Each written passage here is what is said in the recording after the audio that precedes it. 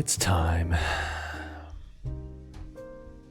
I saw that Three Bone Capone was asking, is chat the Christmas party or am I at an actual Christmas party?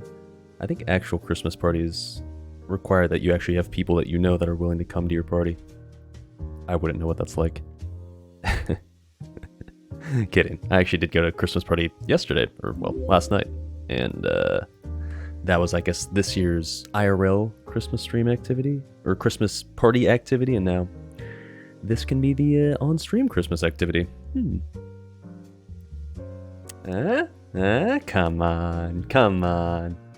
on. This is us gathered in the living room, okay? Hold on, wait a minute. I should have done this before stream. Hey, what's up, Mia? Coming in hot with the tier 3 sub. Wow, tier 3, oh my. That is a lot of oil money, my god. Merry Christmas to you as well, sir. Your many boxes worth of Hot Pockets and Doritos will go directly to the fund of I fucked that up, but you get it. Thank you, sir. Thank you, sir. So imagine you're just sitting like right over there, chat, okay? Imagine like you're just sitting right there on the carpet, just right next to me, just sitting there nice and cozy, comfy next to the streamer. That's where you are, okay? Alright.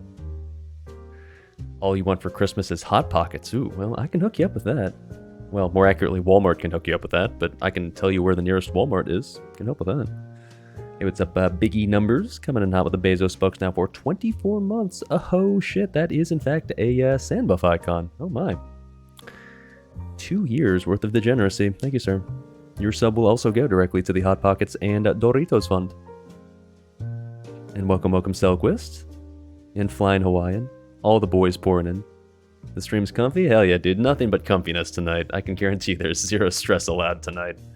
It's the last stream before we go on break for a bit. It's the last stream before we disappear for... Well, I disappear for a week and go home to my hometown and just chill there for a bit and have no access to my PC, so... This is your last little comfiness with streamer opportunity for... I'm not gonna say the rest of the year, but rest of the week. That sweater just parsed to 99. I've worn this one before on stream, but it's been a while. Festive, right? I originally bought this sweater for an ugly Christmas sweater party, but I bought it with the intention of it being not like so ugly that I couldn't just wear it unironically as well. I think it looks fine, right? Like it's, it's got the 3D puff balls on it, if you can see that. Like this little shit right here. Yeah, 3D holly berries? Come on. What's not to like? Exactly, dude. Yes. I feel like my Christmas tree needs to be, like my IRL Christmas tree needs to be closer.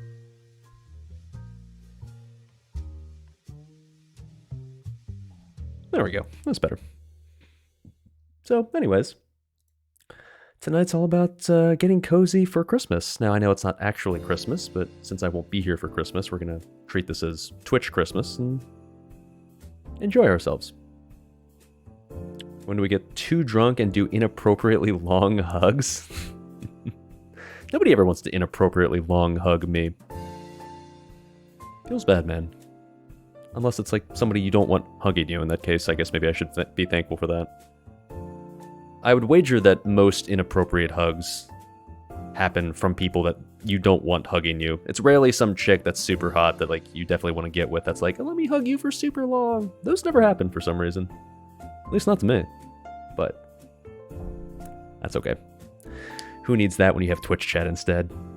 Yeah. Is it bad to unironically like Christmas sweaters?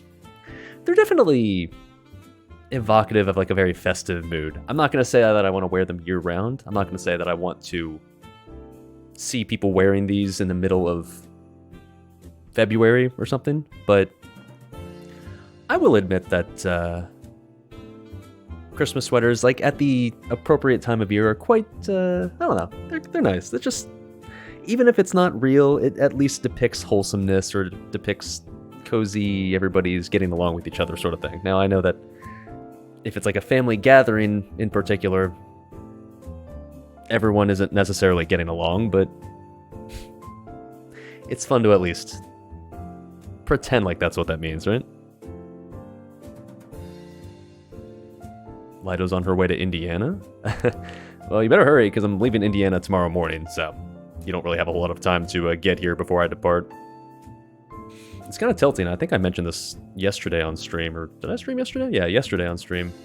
That we were supposed to get our first snow here in Indiana.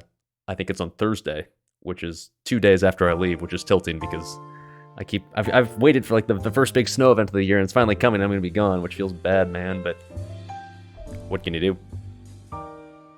Hey, what's up, DJ Alex? Thank you, sir. Thank you, thank you, thank you. You're just in time for the comfiness. Wow. So I figured for our little Christmas party tonight, we'll do a few activities. Nothing super fancy, nothing super exciting or amazing. But I figured for the last stream before we go on break here, we could do a combination of taking a trip down memory lane. We can look forward a little bit. We can certainly enjoy some adult beverages, and we can even get into the festive spirit by participating in a festive activity. Chat can as well, of course. Hey, what's up, Mod Liberty coming in hot with a Prime sub? Thank you, sir. Your Prime sub will go directly to the Hot Pockets and Doritos Fund. Let me turn the music down a little bit here. I won't have to like talk super loud this stream.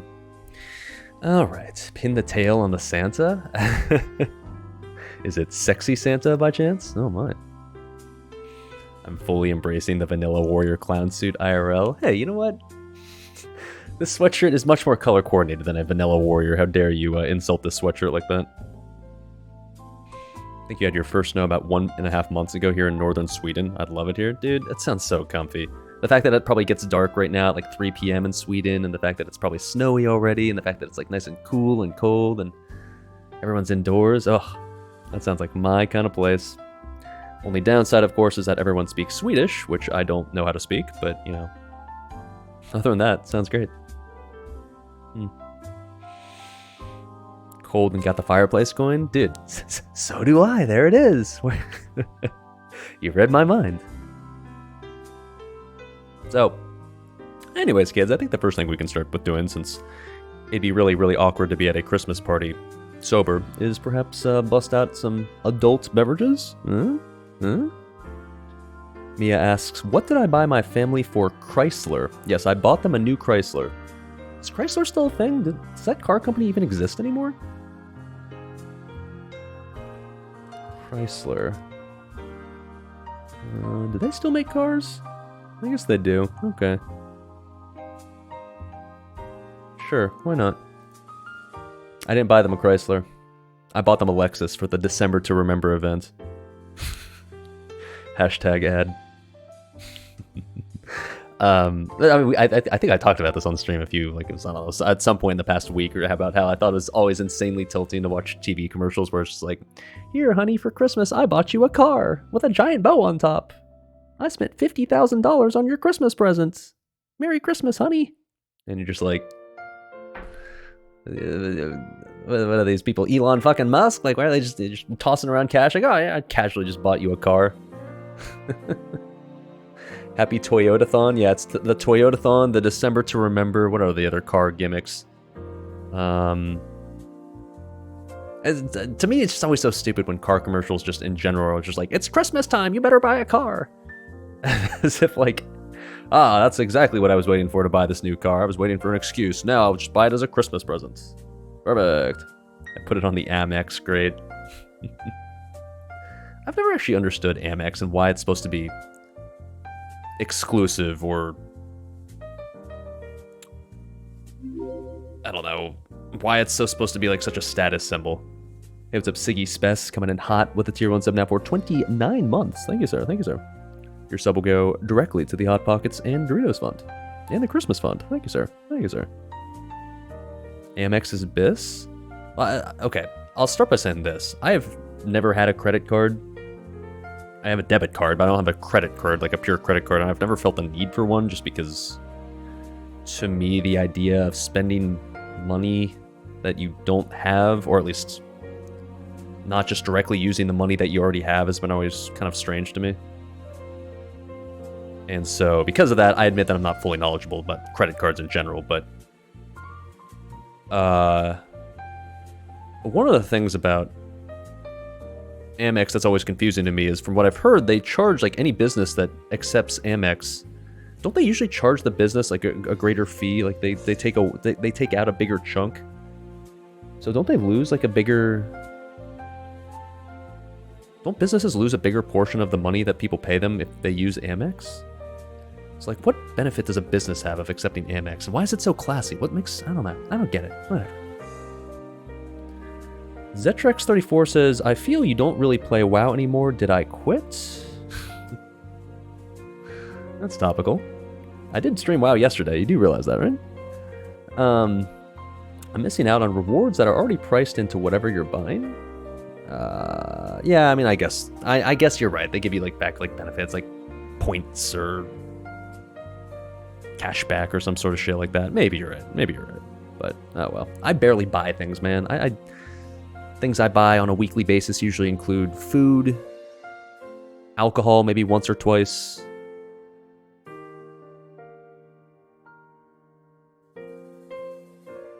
That's it. So, you make it back almost 1K from your Costco card every year. I mean, yeah, if I spent a whole lot of money on just stuff, for sure I could see a bigger benefit. But that's the thing, I barely buy stuff. I think when it comes to like things I would order on Amazon per year, or things that I would purchase just for myself as a not just like essential item, like, you know, paying rent or food or utilities or whatever, I very rarely actually spend money on stuff. I suppose that's largely a product of me just my hobby being nothing but video games for the past like 3 years, or well, more than that. But when your main entertainment, I guess, comes from just a single game, I suppose maybe that means that you don't really need to buy too much stuff. How do I build my credit? I don't fucking know. That's a good question. Lido has a Amazon credit card and you get so much free shit from there, you pay it off every month and get a fuck ton back in rewards. I'm pretty sure my Amazon spending over the course of the past like year has probably been like below $50, so yeah. Wrath retrospective stream already? No question mark? We kind of already did the TBC retrospect somewhat recently, so there's not really a whole lot to review. Like, you know, people were asking, like, are you going to do like a year in review stream? And like, I thought about it, but it's just like, I'd be covering essentially the past, like, what, 3 months or something? Not that much to talk about. You've seen what's happened over the past 3 months, I guess. That being said, we will talk about, like, something having to do with the past and something having to do with the future at some point tonight. That I can promise. Yeah, the Nax retrospect. Yeah. Hey, what's up, Oscar65 coming in hot with the Bezos bucks. Ooh, 24 months of Bezos bucks, in fact, which means you now have also a sand buff icon, a highly illegal sand buff icon. Thank you, sir. Your sub will go directly to the Hot Pockets and Doritos Fund. The vehicle combat hour with Dali? Yeah, exactly, dude. Will there be a Scotch taste testing? You know, son of woe, I gotta say, I'm glad you asked. Because that is, in fact, the first thing we're going to be doing tonight. Why don't we get the alcoholic beverages out, shall we? Yeah, I paid him, of course, to ask that question. Perfect segue, of course. So, if you guys are just sitting here and disturbingly sober at the moment like I am, I encourage you, bust out the alcohol. I know maybe I've encouraged that already, like, during the cooking streams lately, but Dali is encouraging your alcoholism, okay? The streamer gives you permission to drink way too much alcohol this holiday, so don't feel bad about it. You've got permission from the dude on your computer screen. I promise. Yeah, what's up, Gargaz? Happy holidays to you too, dude. Love so many of my takes on Warrior gameplay during vanilla. Sayings still keep in mind to this day. Nice, dude. Full fucking bis, boys. I don't care what it takes. Hope to see another Dali vanilla playthrough someday soon. Me too, man. Me too. If Blizzard were to release vanilla fresh, I'm just there instantly. I'm just so ready to... so ready to go home. So ready to just play what I know I love, man. Absolutely. Absolutely. Can we indulge in Mary Jane instead? You can indulge in whatever vice you feel like, dude. I'm gonna go with alcohol. You can go with whatever leaves you feel like smoking. Okay, so as far as what scotch we'll be drinking tonight, I've been talking lately about how there really hasn't been many scotches left on my list of like things I need to try, because like I'm very much into smoky, peaty, super richly flavored scotches. And for the most part, I feel like I've tried pretty much all the biggies at this point. So I was kind of struggling to find scotches that I could do for a scotch taste test when, I mean, I could just like have a scotch that I've already had before, but that's less exciting because then I can't give like my new opinion on it, right? But one that I have been meaning to get for quite some time, and one that I guess I just never had an excuse to have lately. Okay, let me back it up a little bit. I haven't actually really drank much scotch lately, and it's not because like I'm tired of it, or it's not because like I don't want to drink it, but it's mostly because recently, if you've been watching at all in the past few months, you would know that like I usually go to like the comfy little microbrewery every Thursday and kind of chill there. So as far as like my weekly alcohol budget is concerned, it's more been going to that brewery and like having beers there instead of just like buying, because I normally would limit myself to buying like one bottle of like decent scotch a month. So that way the alcohol spending doesn't go like overboard, both for my health and for my wallet's sake. Selquist says I need a P.O. box so you can send me Blue Label and other expensive scotches I'd never buy for myself. Maybe soon, TM dude. Actually, I wouldn't completely rule that out. That might be a thing that actually finally maybe happens soon. We'll see. Just like my nudes, I never let you? What?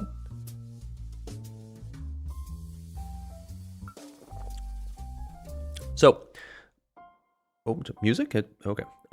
So what I figured we'd buy tonight, or for this stream, would be a brand that I've had plenty of times before, and a brand that I've showed off, I think, on stream plenty of times before, but it's a different variety of a brand that I've tried many times before, and one that I ideally wanted to try at some point on stream. I just, for some reason, just never got around to it, but I think we're finally going to get around to it tonight. So, without further ado, we're going to be trying some Laphroaig, which you may remember that I've tested on stream, or on stream, but this time we're trying their quarter cask, which this variety right here is like, it's definitely more expensive than the base Laphroaig. Base Laphroaig is the 10-year-old, which is, Laphroaig, for those that don't know, is essentially a brand of scotch that is about as ultra smoky and tire fiery and overpoweringly flavored that most people, if they tried this, especially for the like scotch for the first time,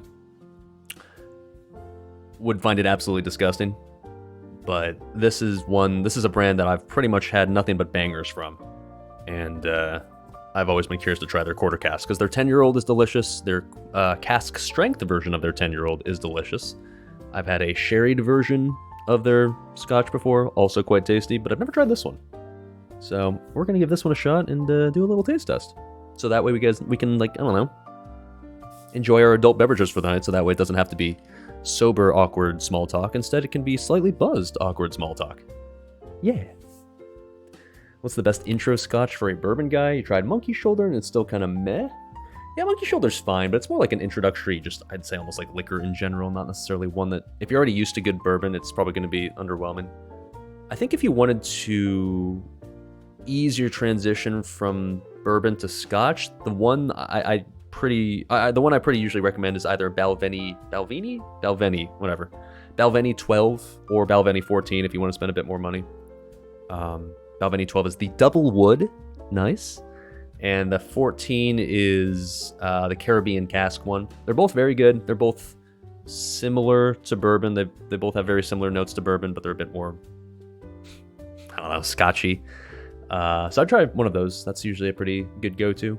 Or if you want like a cheaper option, you can also just go for like the standard Glenmorangie 10. That one's not quite as good, but it's still tasty and a decent introduction to scotch, I guess. Selquist says this is a nice scotch. Had it a few times. Ooh, okay, we'll see. May have already said it, but what were my top favorites, regardless of price? My all-time favorite scotch, bar none, is Port Charlotte 10. That one is just the golden liquid of the gods. And it's like relatively affordable too. It's not like one of those $150 bottles of scotches. Port Charlotte 10 used to be around like $60. Nowadays it's closer to like 75 or 80, but still relatively affordable compared to other delicious scotch. But yeah, Port Charlotte 10 is really good. Almost any variety of Ardbeg. I think specifically for me, like the Ugadal is super tasty, so it's just the regular 10-year-old. Laphroaig 10, also really good, especially the cask strength version. That'd be like the more standard version of this one we're going to be trying here in a sec. Lechegten is really good. It's spelled Ledaig. Lechegten, very tasty. Lagavulin, I mean, any Lagavulin honestly is delicious, but the one specifically that I had over the past couple of years that was like especially good was the Lagavulin 11, the Offerman edition, the one aged in Guinness barrels. Oh, that was extremely tasty. Can you even mail scotch to a PO box? I'm pretty sure you can. I mean, if you just send it like via like the USPS, I don't think they don't check, they don't screen what's inside the box, so I don't think that's technically something you'd have to worry about. Have a mostly full bottle of Ardbeg Ugdal that will collect dust forever? What? Send it to me, unironically. If you're not gonna drink it. I was actually this close to just getting Ugdal for the stream. I've tried it already on stream, but I just love that one so much, and they had it at the store that I went to. I was like, oh fuck, that sounds good, but I decided I'd go with something that I've actually had before. What about Lagavulin 16? I'm glad you asked. Hold on, one second.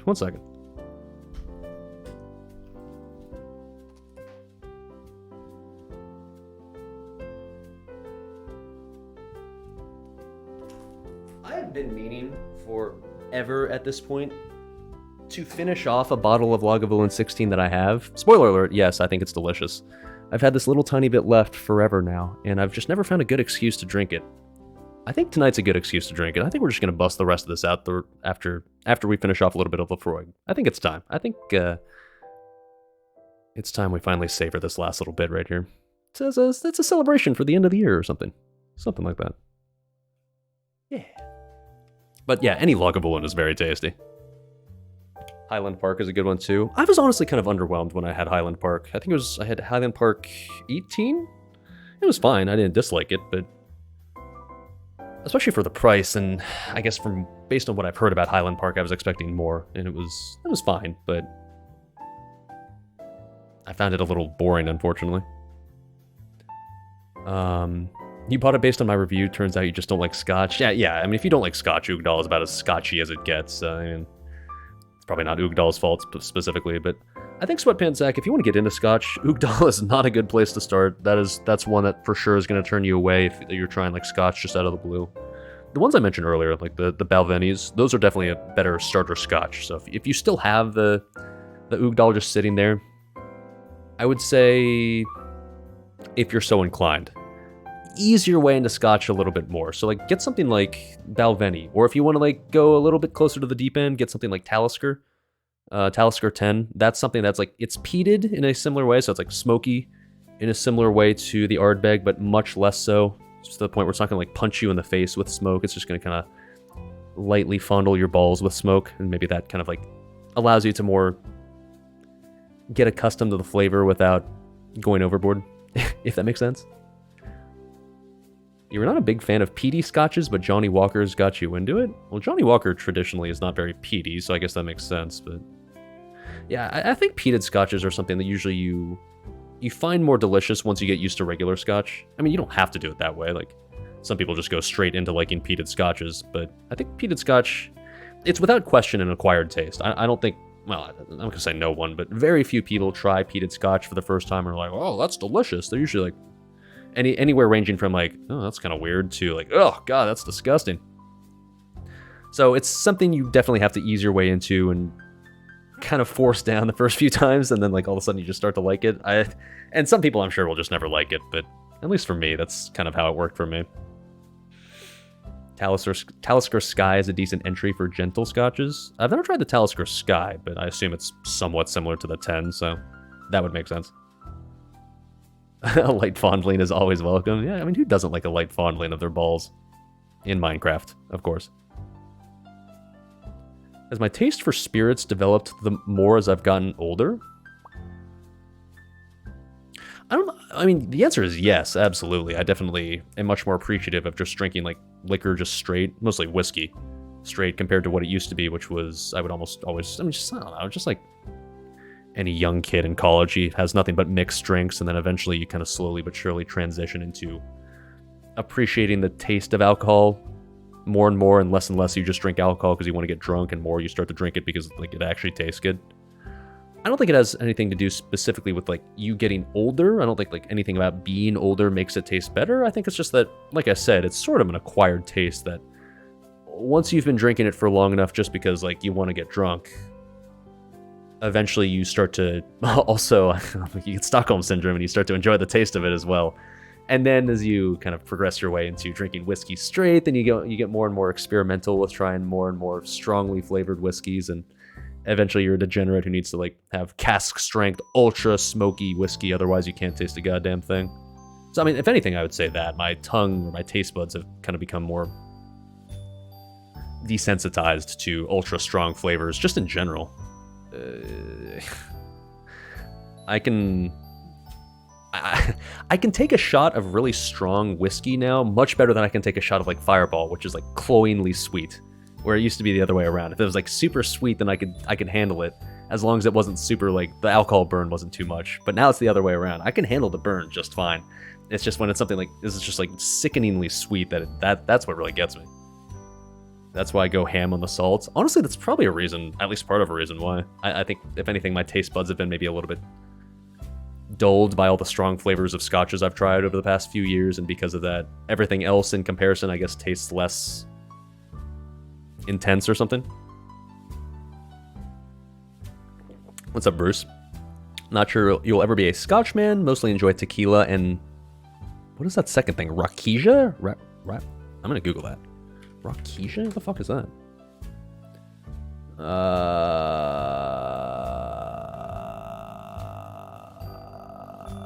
Okay, so apparently it's or also Rakia or Rakiu or Raki is the collective term for fruit spirits popular in the Balkans. The alcohol content of Rakia is already 40% ABV, but home-produced Rakia can be stronger. There you go. What's it made from? Oh, I guess from fruit. Okay, so like brandy. I've never tried brandy before, I don't think. Like I said, I'll take your word for it. Oh, come on. Hey, what's up, Sweatpants Zach? Coming in hot with the gifted sub. Ooh, he's paying it forward. Thank you, sir. Your sub will go directly to the Hot Pockets and Doritos Fund. Thank you, sir. What do I want for Christmas? We'll talk about that a little later. I guess I'll have an answer to your question, sort of. Scotch is never a bad one, that's for sure. It's the same thing with all alcohol. Nobody's ever enjoyed their first beer, but a period of time later, and you're over here trying obscure IPAs. Yeah, absolutely, I agree. I don't think human beings by default enjoy the taste of alcohol. It's definitely something you have to get used to, and definitely something that you learn to love. Like, I used to think, like, as a kid, like, the term acquired taste was bullshit, and basically just code for, like, taste disgusting, but eventually you are willing to, you can hide the fact that it's disgusting or something. But yeah, like, unironically, stuff like any alcohol almost, and certain foods, I think, as well. I like, now as an adult, I guess I have experienced it firsthand. Like, I agree, acquired tastes are definitely a thing. Fury Warrior Phase 2 Biss is looking pretty good in Sims. Man, I don't give a flying fuck about WoW right now. I'm sure it's gonna be fine or terrible or somewhere in between. You have family in Serbia, huh? Interesting. Usually it's 50% plus. It's really good. Okay, I'll take your word for it. Next time I'm in Serbia, I guess I'll give it a shot. All right. Anyways, sorry, I know I've been beating around the bush. Let's open the scotch and we can continue the discussion. All right, let's see what we're working with here. This is called Lefroy. It's Isla single malt Scotch whiskey. It is the quarter cask version, in which they use smaller quarter casks from a bygone era to create the perfect marriage of peat and oak. Oh, Lefroy, the most richly flavored of all Scotch whiskeys. I mean, it does taste pretty fucking strong, so I mean, I'm not gonna dispute that claim. Okay. So on the back, what does it say? Paulette. Patience, my son, patience. So, in the 19th century, Scotch whiskey was frequently transported across the glens in quarter casks, which fitted on a pack horse. Oh. When Progress sounded their death knell... Progress? I didn't realize we were talking about my WoW guild. Sounded their death knell. It also banished the greater intensity of maturation created by the smaller container, which offers up to 30% more contact between the oak and the liquid. Lefroy, I shit you not, that's what it said. Oh well. Focus? Yeah. When progress sounded their death knell, I guess progress is dead. R.I.P. in peace. Oh well. Anyways, Lefroy today breathes new life into the tradition. Still maturing whiskey from our standard ex-bourbon barrels is transferred to quarter casks and left to rest in our warehouse just a stone's throw, just a proper stone's throw. Jeez. And that, kids, is why I don't do accents. A proper stone's throw from the Atlantic shore. This increased oak contact, creating a soft and velvety edge to complement Lefroy's distinct peatiness. The finish is long and alternates between the sweetness and the smoke. Please note that any cloudiness when mixed with water is normal for whiskey that hasn't been chill filtered, but instead barrier filtered only. The method used when the quarter cask was king. Alright, well. I know their 10-year-old, like I said, is fucking delicious, so let's say we give it a shot.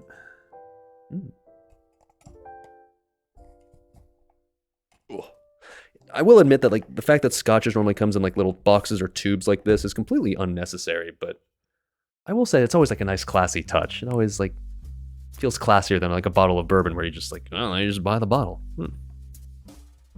This comes with every Lefroy that they give you. It's a passport. Claim your free square foot of our land, or of our island. Oh, I'm now a proud owner of a square foot of the Isle of Isla. Well, all right. Oh, yes. Fancy packaging is this. I mean, I realize it's all just like marketing gimmicks, but shit, it kind of works. So I guess I can't blame them. So here you go, boys. There's the bottle. Now, for those that haven't watched my Scotch taste testings before, the type of Scotch that I'm most into, that is by far my favorite, is peated Scotches. So when I say peated, that's like spelled like P-E-A-T-E-D. So like peat is something they put in Scotch, or well, it's something that they burn when they're drying the barley that they're using to make Scotch. So basically what that does is a peated Scotch is like ultra smoky tasting. To someone who's never smelled or tasted Scotch before, essentially what it makes Scotch taste and smell like is like burning rubber. And I know that doesn't sound appealing at all. And when I first smelled peated Scotch, I was like, ugh, that doesn't smell pleasant. But eventually you kind of get to the point where you don't even smell that initial burning rubber smell that you initially smelled when you first like got a whiff of this. And eventually it just starts to smell like everything else, I guess. I don't know. It just starts to smell like, I guess maybe your nose gets used to the peat scent, and then once your nose can kind of get past that, then it starts to smell like all the rest of the flavors. So, the funny thing is, I haven't actually had peated Scotch in a while now, just because, like I said, I've been having more like beer at that brewery I go to lately, so maybe it might be a bit more intense than usual for me since I've laid off for a bit. All right. And now, the greatest part of any Scotch opening.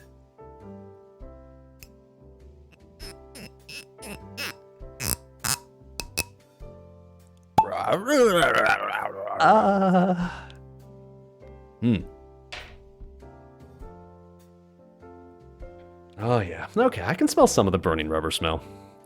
A better way to put it, maybe that isn't burning rubber, would be something like...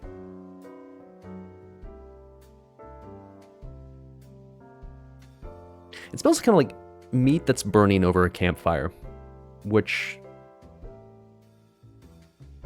once again, maybe doesn't evoke a great thought or a great feeling, but... oh, that's what it is. And to me, at least, I don't know.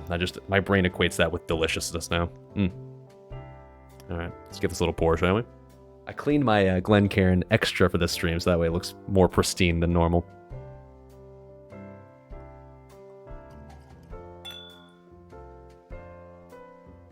Black licorice? I wouldn't really say Scotch has the taste of licorice. If I think of licorice, I think of like Jaeger. That's what I equate to, like tasting a liquor that tastes like licorice. To me, Scotch doesn't really have flavors of licorice, but I guess maybe I haven't tried all of them. Maybe there's something that does. Oh, closing that up. There we go. Okay. Well, let's give it a shot, shall we? I'll be curious to see how it compares to regular Lafroig 10. Cheers, all. Merry Christmas. To those enjoying alcoholic beverages, now is the time. Now is the moment.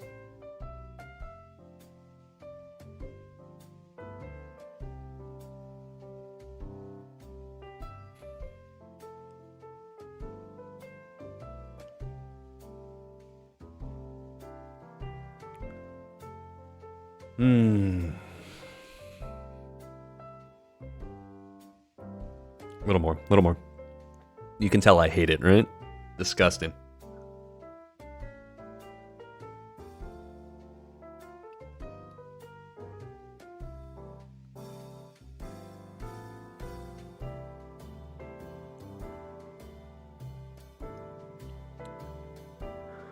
Oh, that's nice, dude.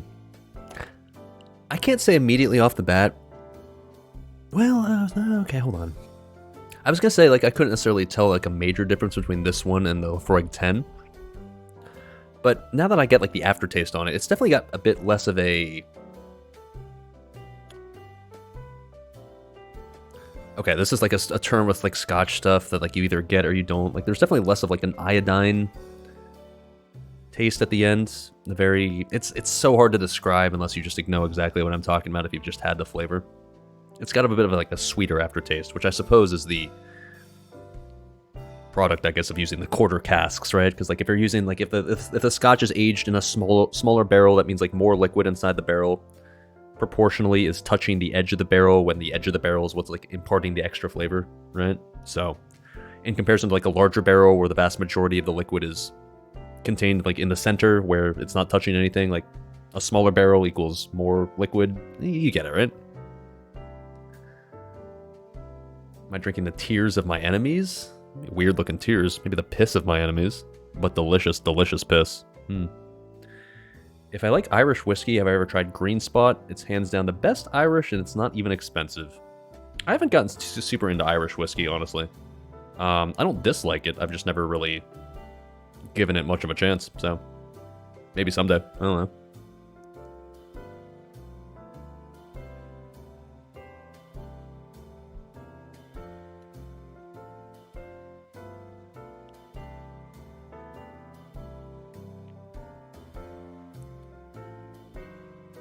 Oh, that's nice. That is really nice. To be honest, I'm not going to say there's any sort of major difference between this and the Lafroig 10, and that's not a bad thing. Lafroig 10 on its own is absolutely delicious, and to me, I just drink this and instantly think like, yeah, this is definitely a Lafroig Scotch. So if you're a fan of Lafroig 10, this is very tasty as well. Is it worth the extra, like, I think it was extra 15 or 20 bucks you have to pay for this version instead of the 10? I think flavor-wise, it's not that much different, but if anything, the reason why this is probably worth the bump in price is the fact that it's that right there. Regular Lafroig is 43%, and nowadays my alcoholic ass doesn't get out of bed for anything less than like 46. So, to me, the extra bump up in ABV is well worth the price because 43% is, tastes watered down at this point for me. I don't know, that's probably not a good sign, but yeah. 48%, what the fuck? Dude, I mean, like, Port Charlotte 10, the one I mentioned earlier, is 50%, and I've tried a version of Lafroig, the cask strength version, that's been 60.1% before, also delicious, so 48, dude, that's nothing. I can sip 48 like it's fucking water at this point. Which, once again, maybe that is not the greatest thing in the world, and not the greatest sign in the world, but it means I like good scotch, I guess, I don't know. I just mentioned Port Charlotte 10, you're literally sipping on that right now. Well, you are proudly sipping on my favorite scotch in existence. And it's your first time having it, and you like it, my man. Well, cheers to that, dude. I'll be honest, man, like, I wish this, I mean, I'm not, no rap on this scotch, but I'll wish any scotch was Port Charlotte 10 instead, just because that one's my all-time favorite. That being said, this is delicious.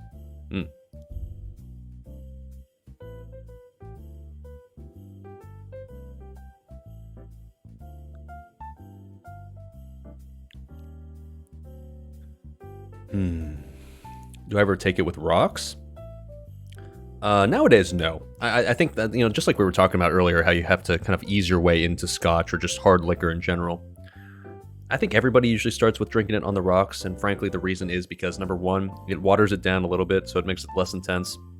And number two, obviously, it cools it down, which also dulls the flavor a little bit. And so, usually, the reason people do that, and there's nothing wrong with it, is just to make the flavor less overpowering when you're first getting into it.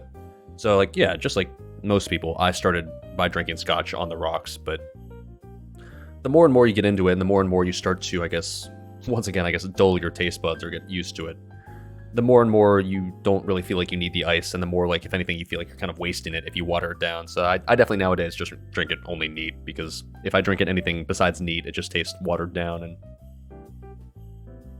more underwhelming. You couldn't drink the Laphroaig 10 without ice? Was too tire rubber burning? Yeah, you either like it or you don't, dude. It's not for everyone. I know I said earlier it's an acquired taste, but some people, I just probably just don't ever acquire this taste, which is fine. More for me.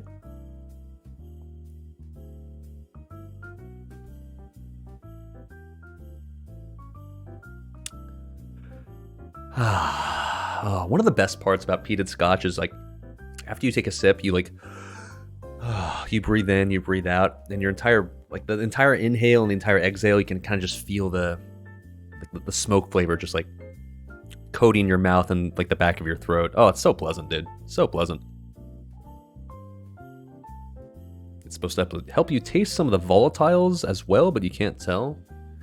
Yeah, some people claim that watering down, like adding a little bit of water to your scotch, is supposed to open it up a little bit, open up more of the flavors. I've tried it before, and, like, it definitely changes the experience a little bit in a way that was fine, but my preference is definitely just to always drink it neat without water. To me, adding water has never really improved it, I guess.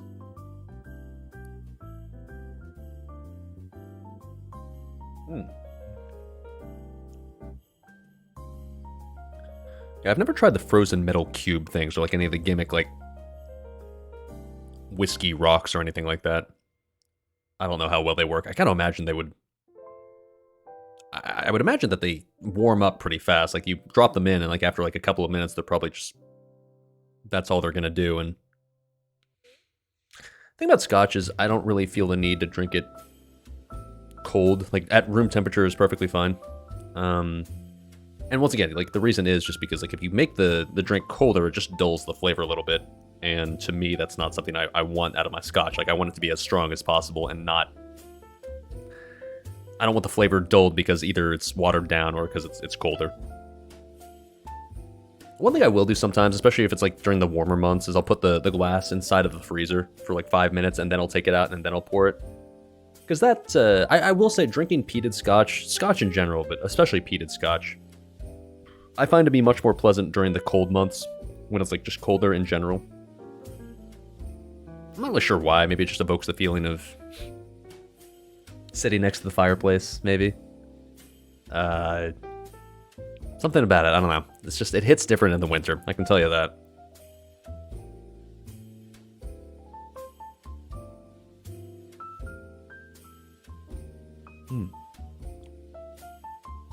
Hey, what's up, Hobbs1? Merry Christmas to you as well. You're literally getting married to Christmas. Wow, you love it that much. Thank you, sir. Alright, well, there you go. That was tasty. I'll definitely be sipping on this more over the course of the night. I'd rank it very similar to Laphroaig 10. I would definitely prefer this to Laphroaig 10 just because it's stronger, but otherwise it's very similar and still very tasty. So... if you're a scotch enjoyer, if you're a peated scotch enjoyer and have never tried Laphroaig 10, or Laphroaig cask, sorry, try that again, Laphroaig quarter cask, would recommend. Tasty. Not like mind-blowingly like, oh my god, that's so much better than regular Laphroaig, I'm only drinking this ever again from Laphroaig, but it's definitely a solid contender, for sure.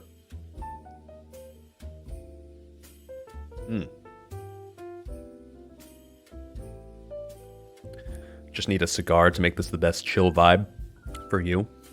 I've tried cigars a couple of times and just I just don't get it. I don't understand the appeal at all. To me, cigars just like cigars smell and taste like cigars, and I guess maybe some people like that, but to me it's just not a pleasant feeling. Smoking anything really is just not a pleasant feeling to me. It doesn't give me any sort of high, it doesn't make me feel any different. To me it just kind of tastes like smoke. I don't know. I just not like in a good way, like in a I don't know, a cigar way. And then like the worst part about it for sure was like after you're done, like the smell or taste of cigar just kind of like lingers and just coats your entire mouth and throat to the point where like even 2 days later you can still taste and smell it and just like ugh.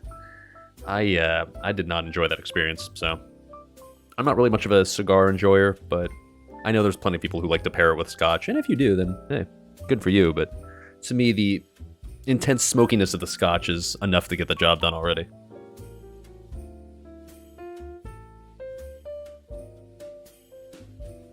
Do we have a comfy... oh, shit, a comfy candle burning. Yeah, you're right, we should. We don't. Oh, I mean, we got the fireplace over here, of course, but I guess we can use the candle as an add-on, huh? I think this lighter, when I last tried to use it, was just about dead.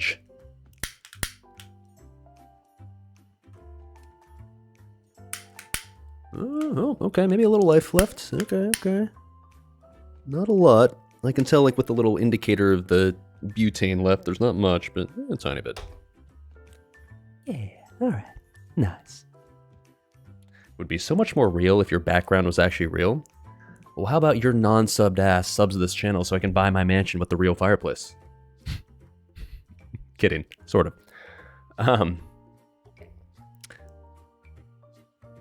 Cheers, by the way.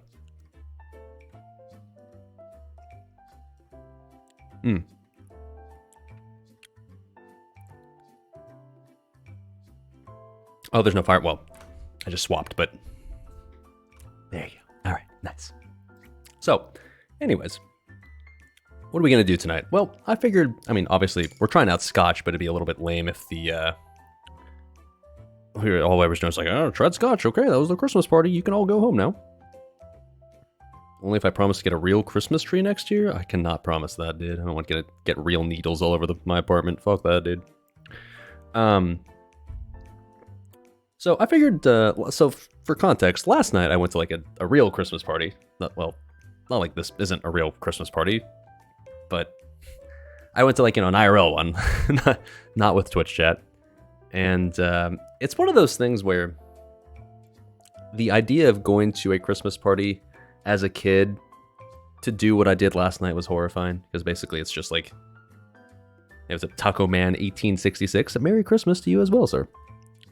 Going to a Christmas party, like, keep in mind, I don't have a significant other. I don't have a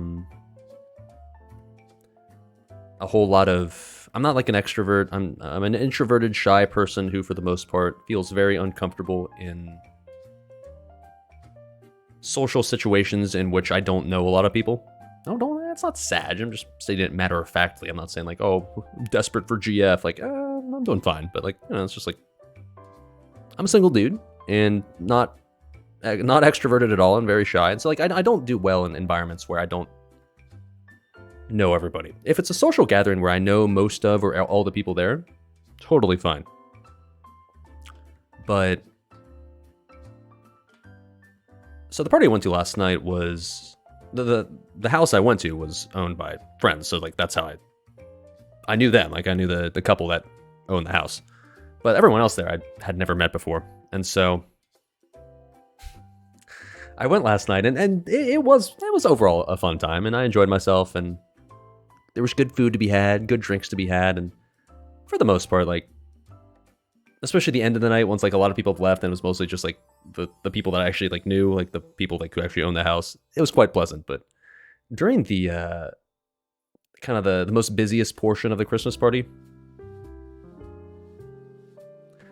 man, if you're a person that isn't someone who's like super talkative and super enthusiastic and doesn't like instantly just get along with people you've never met before, yeah, as Puku just put it, plugging Max is easier. It's rough, dude. You know, you can only sit there in silence and sip your drink for so long before you just start to feel like, is there something wrong with me? And that's something I've always struggled with my entire life, where I just... you see other people doing it and conversing seemingly seamlessly with other people who I know for a fact like had never met each other before either.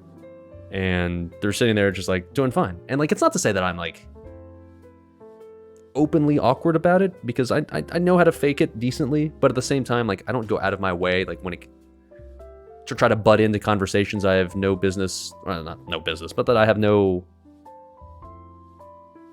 when I have nothing to add to it, I don't try to force my way into it anyways, just because for the sake of like, well, I gotta talk to them.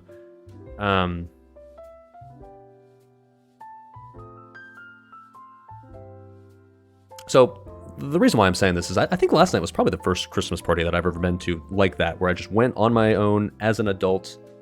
Like, this wasn't like me as a kid going to some random house like with my parents where it's like different, and it wasn't me going to a smaller gathering where I knew pretty much everyone there, and it wasn't me going to like something like a work Christmas party where it's like, it's not the real thing because it's just your coworkers. So I mean, if anything, I guess you could call it like a life accomplishment, as sad as that sounds, but man, like, kid me always wondered how adults could possibly have fun just sitting there and talking for hours and hours and doing nothing but just like talking. And admittedly, alcohol helps. That part makes it easier. But I think I think there's just some people who enjoy that sort of thing, and there's just some people who will just never be able to get into that sort of thing. So, like, during the peak of the party where like everyone was just sitting there and talking, like, yeah, like I said, I wasn't making it awkward. I wasn't making it like, why is this dude just sitting here in silence looking at everybody drinking and judging them? Like, I wasn't doing that. Like, yeah, times every now and then I'd toss in a comment or be a part of the conversation. So I don't, as far as I can tell, nobody was like, I don't think I was detracting from the party or anything, but. And while I'm not saying I want to be like that, I'm definitely sometimes jealous of people that are capable of socializing so seamlessly with others. Because it's a hell of a lot easier, to be frankly honest, to just... Yeah, fuck it, I'll say it. It's a lot easier to live your life when you're an extroverted, non-shy person. I think that's a pretty fair statement. I'm not saying that you can't live or it's miserable to live if you're like introverted and shy, but it definitely makes it tougher, for sure. Because like society is definitely based around interacting with other humans. I'm not saying there's anything wrong with that, and it's just a matter of fact, right? Hey, what's up, Missy XO? Let's go with that. Coming in hot with the gifted tier 1 sub. Thank you, sir. Thank you, sir. The gifted sub will go directly to the Hot Pockets and Doritos Fund. Thanks for hanging out. Glad that you're enjoying. You think we're all faking it to varying degrees? Oh, I mean, I know that for a fact. I don't think anybody truly... Well, okay, maybe there's one special person out there, but I think there are some people out there who are faking it less than others. I think that's a pretty reasonable statement, to the point where some people are almost like really what they portray themselves as. But yeah, I know that everybody to an extent is kind of making it up as they go, and I think it's a pretty common sentiment that nobody ever feels like truly like an adult. I certainly don't. I feel like as far away from being a real adult as possible. I mean, shit, man. Like, I realize what I do on a day-to-day basis probably contributes to that, and I realize that like the fact that I'm still a single dude, like living on his own. I don't own a house or anything. I don't have like a 401k or anything like that. That probably doesn't help either. But I know that like other people have shared that same sentiment where they never feel like they're real adults. But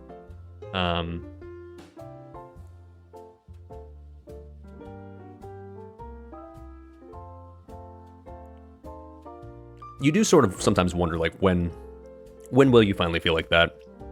And I feel like there's a lot of people that are probably a lot closer to that point than I am. I don't know. I based on last night's party, I'm just like, man, I got a ways to go before I feel like I belong with the rest of these people who were seemingly normal adults. Like I said, I'm sure they were all faking it to a degree as well, but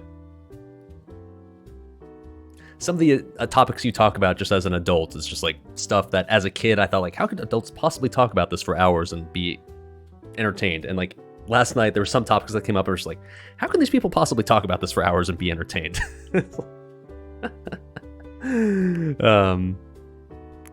It's kind of perplexing, and like I constantly wonder like, well, they're talking about it. Maybe they're just forcing themselves to do it because they have nothing else to talk about, but somebody must want to talk about that stuff. But like, I don't give a fuck about your kitchen renovations. I don't give a flying fuck about your how you built that new gazebo like in your backyard. I don't have a fucking backyard. I'm not building any gazebos. Do I have a Facebook? I stopped using Facebook a long time ago at this point. No, yeah, SalvQuest. I'm not trying to say that I don't feel like I'm doing something wrong per se. It's not like I feel like...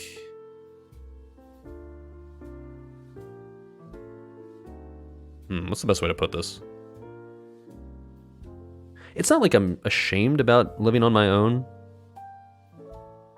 I guess... I don't want to get too personal, I guess. I shouldn't be doing this. But basically, I will say this. At my age, it's hard not to get a little worried about eventually falling too far behind, I guess. I still got time, but... You can be a single dude living on his own, playing video games all day long when you're 30 and be still fine, but... Can you be a single dude living on his own when you're 40? Playing all the video games all day long? It starts to get a little more sketch that way, so... Anyways, let's not get too personal here at the Christmas party, because nobody likes that. The person talking about their kitchen at your party watching the stream, like, yeah, D colon. Some people are into, I mean, clearly just some people are just sort of into that sort of thing. And, shit, my parents are. I can tell you that my parents, all the fucking time as a kid, used to talk with other adults about how, like, oh, you know, can I show you the bathroom renovations we made? Like, oh, wow, you remodeled your wet bar. Wow, that's cool. Can you see pictures of that? And as a kid, I was like, how the fuck do they talk about that? Like, are they faking it? Are they actually entertained by that talk? And like, and as an adult, I think, how the fuck are they talking about that? Are they entertained by that?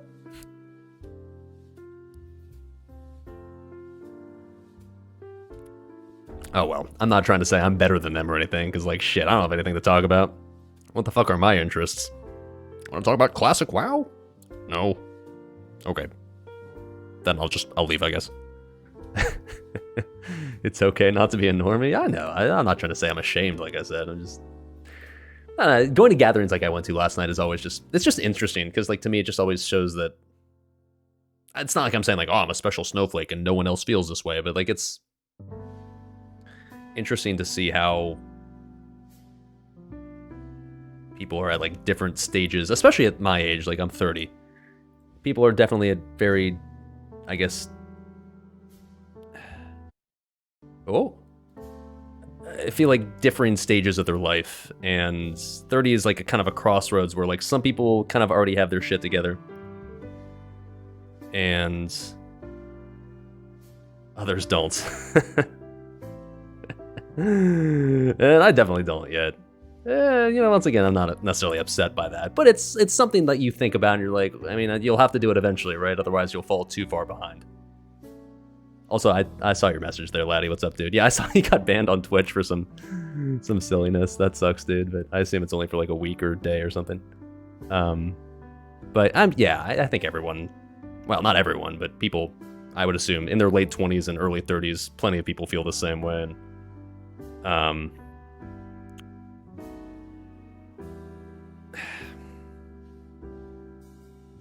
I'd like to think I'll solve it, but time will tell, I guess.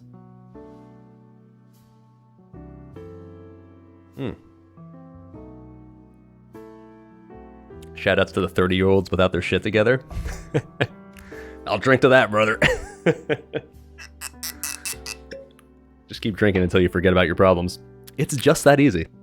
You drink the scotch, you solve the life problems. It's just that easy. What's up, legal? Is there a dating service for people behind a tier? Yeah, is there a dating service who want to start their lives 10 years too late? Kidding. Kind of. Cheers.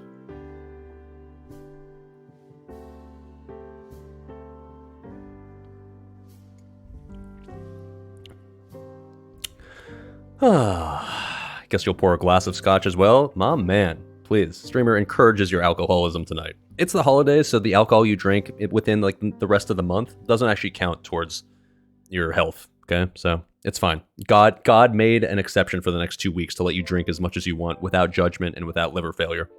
I promise. Hey, what's up? Raptor Jesus 69 coming in hot with a tier 1 sub now for 18 months. Cheers, dude. Your sub will go directly to the Hot Pockets and Doritos Fund. Thank you, sir. Thank you, sir. What's up, Weasel? Imagine being behind and playing classic WoW when you can have your life together and play Dragonflight. Yikes, dude. At least I'm not hiding my fetish for Dragon Booba thinly veiled behind playing Dragonflight nowadays. I'm very open about my Dragon Booba fetish instead, obviously. What's up, the onesie coming in hot with the Prime sub as well? Thank you, sir. Thank you, sir. Your sub will go directly to the Hot Pockets and Doritos fund. Thank you, sir. It's pretty cool. I've been able to play games for a living for a while. People may be sorted, but were never able to get paid for their hobby. I mean, I agree. I'm extremely fortunate that I got to give a shot at my dream job over the course of the past, like, 3 years or so, and the fact that, like, I originally planned this to last, like, at most a year, and the fact that it's lasted longer than a year is something that I'm very fortunate about, because I know plenty of people tried it, and I know plenty of people have never gotten off the ground in the first place, so. At the same time, though, like, I'm well aware. It's not going to last forever. You know, I'm well aware that, like, the shelf life of this sort of profession is pretty short, and it's not to say that you can't make it long-term, but it's very difficult, right? And it's something you have to ask yourself, like, do you want it to be long-term? I don't know. I don't know, man. Don't get me wrong, I really do enjoy streaming. I really do enjoy the entire process of trying to be entertaining and informative and interactive and kind of like an escape for people. I really enjoy that sort of thing. I really enjoy how people are receptive to that and how much I'm able to get into it, I guess. But at the same time, it's got to be under the right circumstances. If you try, the minute you try to force it, the minute you try to do it because you feel like you have to and not because you want to, and obviously this can be said for any job, but streaming I think especially this applies to. Like, the minute you try to feel like you're forcing it and talk for hours on end every day about something that you don't truly want to talk about, it's rough. And it's not easy, or it's never a guarantee that you do have something you just want to talk about all day, every day. So, like, you know, obviously, take Wrath, for example. It's no secret that I've not enjoyed Wrath. It's no secret that my enjoyment of the game has kind of fallen off a cliff lately because of just a bunch of stuff about the game that just isn't for me. And, you know, it's kind of sucks. Like, sometimes where it's just like days, like, yeah, I'm playing WoW all day, and I'm playing it, talking about it, but, like, and I'm sure you can kind of see this in my voice, and you can, or hear this in my voice, and you can kind of see it when I respond to certain questions. It's just like, yeah, you can still do it. You know, we were just talking about, like, you're at the Christmas party. You can fake it. You can just, like, yeah, dude, I'm happy to answer. Like, yeah, what, Unholy, here, I'll tell you how to play Unholy. Even though it's inside, like, you're just like, I fucking hate this spec. I can't fucking stand this stupid garbage RNG-based spec. That's the last fucking thing I want to talk about in the world. But you talk about it anyways because you can. But, like, just like any other job, do you want to do that long term? You know, streaming, I think a lot of people see as like the dream job, but it's got to be under the right circumstances or the right context, just like any job. For sure. Yeah, I mean, shit, I'm the exact same way, laddie. Yeah, I'm assuming you're okay with me saying all this, since I'm assuming you'd otherwise be saying this in chat, but let me know if you're not. But yeah, I feel like the exact same way, dude. And we'll get to that a little bit later, I guess. Foreshadowing, but yeah, it's fine. Like, basically, Vladdy's basically saying, like, he's not really feeling the speedruns, min-max / tryharding right now, and he wants the game and he wants to have fun, and right now trying to speedrun and min-max just doesn't feel as fun anymore. Yeah, I'm right there with you, man. And the funny thing is, like, it's not like I don't want to speedrun anymore. Like, well, I want to like it still. I want to enjoy it. I want to be super into it. But, you know, like I was just talking about, you can't force yourself to be into it. You can't force yourself to be passionate about it. Like, I think the best way to put it is that it used to be like back in vanilla. I know I'm just going to be like, there goes Dali again, back in vanilla. But back in vanilla, and even TBC, in fairness, when it came to like the peak speedrunning season, like it's DMF week right now and everyone's speedrunning, I would talk about it all day on stream. I'd do it on stream, and then I would stop streaming, and then I'd go to the gym and keep thinking about it in my head in the gym, and then I'd get home, make dinner, and keep thinking about speedrunning, and then I would go to bed and lay there in bed and think about speedrunning. It'd be something that I would do on stream, like, as part of just my thing, and then also it still is like a thing I'd think about constantly in my free time. And just like, I wish it was still like that, but you can't force yourself to be obsessed with speedrunning, right? You can't force yourself to want to think about how to min-max it better and how to improve yourself in not just the context of like speedrunning, but just WoW in general, if you don't truly want to, right? Because you could only do it once per month. It's more than that, man. It's kind of like game design differences at this point.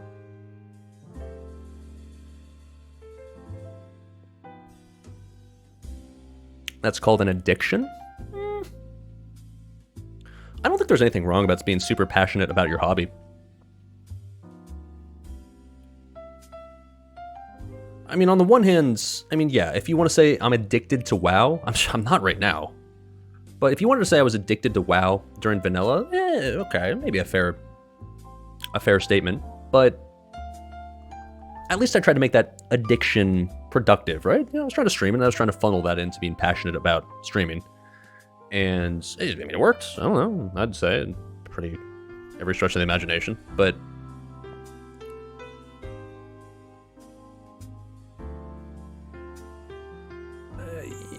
you could say that about a lot of hobbies, man. Like, if you're thinking about constantly your love of fishing, hell yeah, brothers, or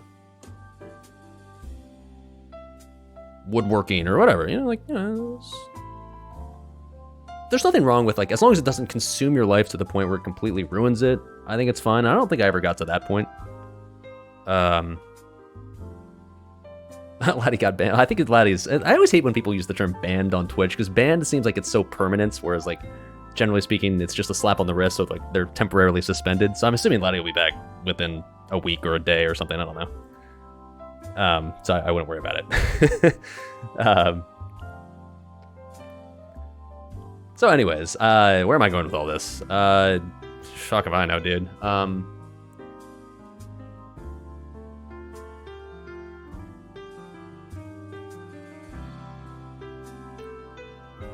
So, I guess, basically,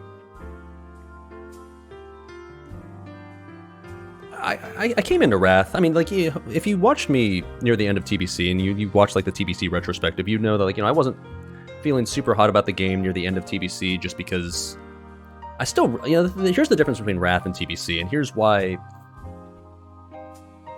there's a difference between the TBC retrospective and now. In TBC, like, I still love speedrunning. It was still fucking amazing. I thought Sunwell was a great raid with a lot of potential for min-maxing, and I think in a biased way, like, speedruns were much more fun when I could play Warrior, and they were viable for playing Warrior. And in Wrath, like, so the reason why I was like, I was just like not into it at the end of TBC was the fact that, like, there wasn't anything to do outside of raid. There was literally nothing that I could do that felt productive, and there's nothing that I cared about, and there's nothing that I felt like I had a reason to do outside of raids. And so that's why I took a break at the end of TBC, just because I didn't want to force myself to stream outside of raid. I still streamed the speedruns, and that was a lot of fun, and overall pretty successful. Yeah, I saw the screenshot, Laddie, that you posted, like, the joke of the increase your viewership, with the bots and shit. Like, it's kind of dumb that you can get banned for that, but I mean, I assume it was just like an auto thing that detects that. Yeah. So yeah, probably just an automated thing. So, yeah, the thing isn't, like, in Wrath, it's not like, it'd be one thing right now if it's just like, oh, I really love the speedrunning, and I really love talking about and thinking about the speedrunning. It's just like, outside of that, there's not much to do. It's just like, there isn't much to do outside of raids. Pretty much the same problem as the end of TBC. And then add on top of that, like, also the speedrunning I don't really give a fuck about, and I don't give a fuck about the,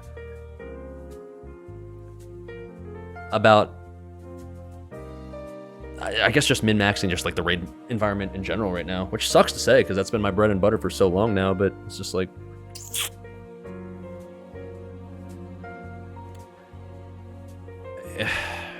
And I guess that's, you know, the root of the cause of why people keep asking, like, why I don't like Wrath. It's just like... The really, really simple way to boil it down is just like, there's no aspect of the game that I enjoy min-maxing right now. And as a person who... I guess enjoys being maybe competitive, at least in some sort of way, like, doesn't have to be a specific way, but in some sort of way, it's a bummer when, like, there's nothing that you want to... that you don't feel the passion about becoming competitive in. It's never been PvP, it's never been leveling, it's never been... I mean, sometimes it has been gearing in the past, full fucking Bisp boys, I don't care what it takes, but it hasn't been lately just because I don't give a fuck about the gear. And, like, now it's not even speedrunning. Fuck, man. And it's an awkward situation to be in when, like, you've tried to model your stream or tried to shape your stream and kind of have it be focused on speedrunning. And if you don't care about that, then, like, yeah, it's a weird situation to be in. And it'd be one thing if I saw, like, some light on the horizon. It'd be one thing if I just saw, like, oh, I can see Old War coming, that's gonna save it, like... Based on the PTR stuff with Old War, like, it's just, it looks like a retail raid, which I'm sure plenty of people enjoy or are into or are happy about, but for me, that's not, it's not something I want. It's not something that, it's not the type of raid I prefer. I'm a simple man. I prefer MC, BWL, AQ40, NAX40, stuff that's got, like, relatively simple overall mechanics and is relatively easy and is mostly just, like, you're there to blast, you're there to just delete everything as hard as you possibly can and try to feel like you break the game.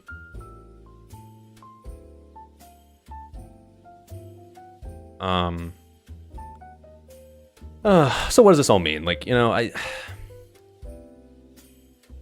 So Old War feels too complicated? Yeah. Yeah, it's just more mechanically complex than I prefer. And... I don't like hard raiding. I'm happy to admit it. Wrath has gotten to the point where the skill cap is high enough, both because of the mechanics and the class gameplay, that I just feel kind of outclassed now. And I don't feel the motivation to try to catch up, because I don't really enjoy it. So, I mean, that's obviously a problem, right? Because you can't try to min-max in speedruns, but also not really feel motivated to try to, to try to be as good as you possibly can be.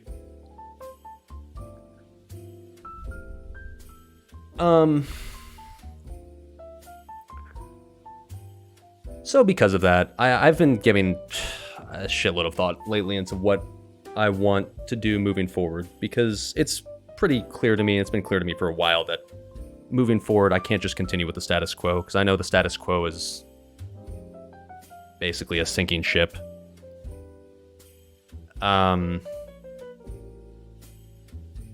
it's definitely not immediately obvious as to what I should do next, because, like, once again, like I said, you can't just, like, force it. How do you... fucking beast, boy! I don't care what it takes! You're a step ahead. Okay, hold on.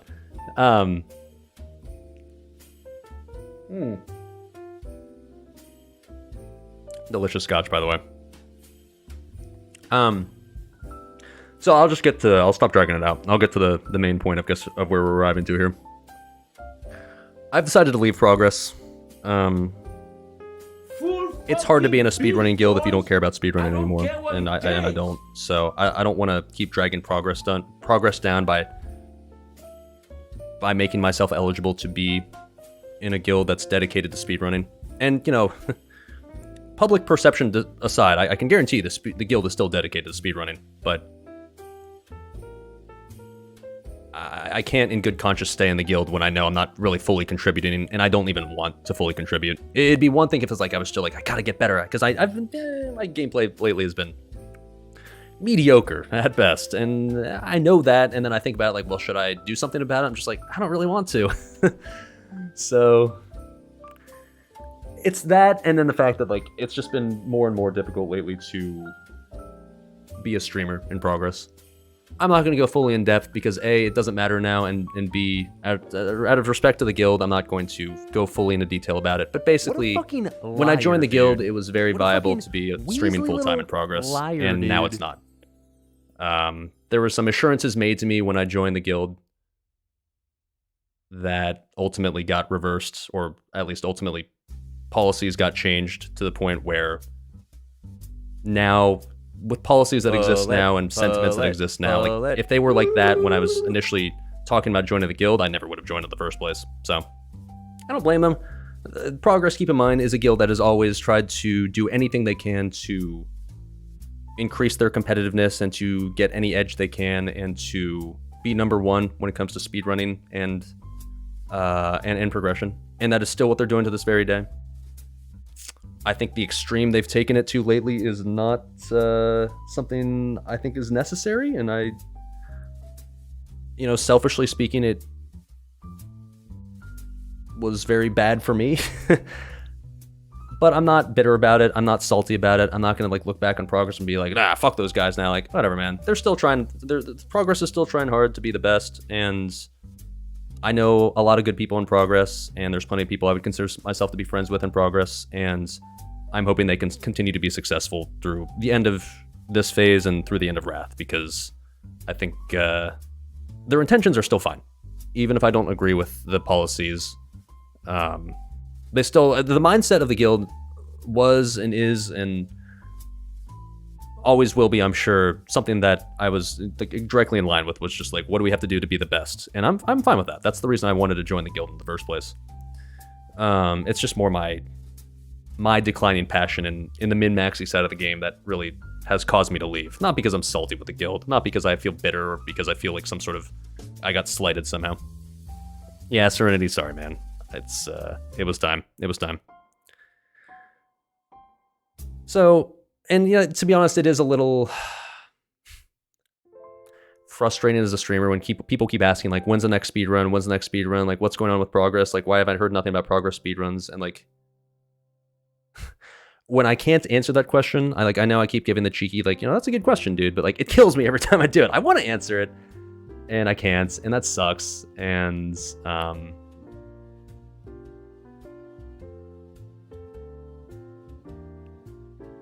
so because of that, I considered sticking around as a social, and I considered just sticking around just in a non main raider role. And if I wasn't streaming, that'd be fine. But the problem is I don't want to have to be worried about misrepresenting the guild with what I say, and I don't want to like mislead people into thinking like, well, you're in progress, but why are you not speedrunning? Did something happen? Did they demote you? Or I just want to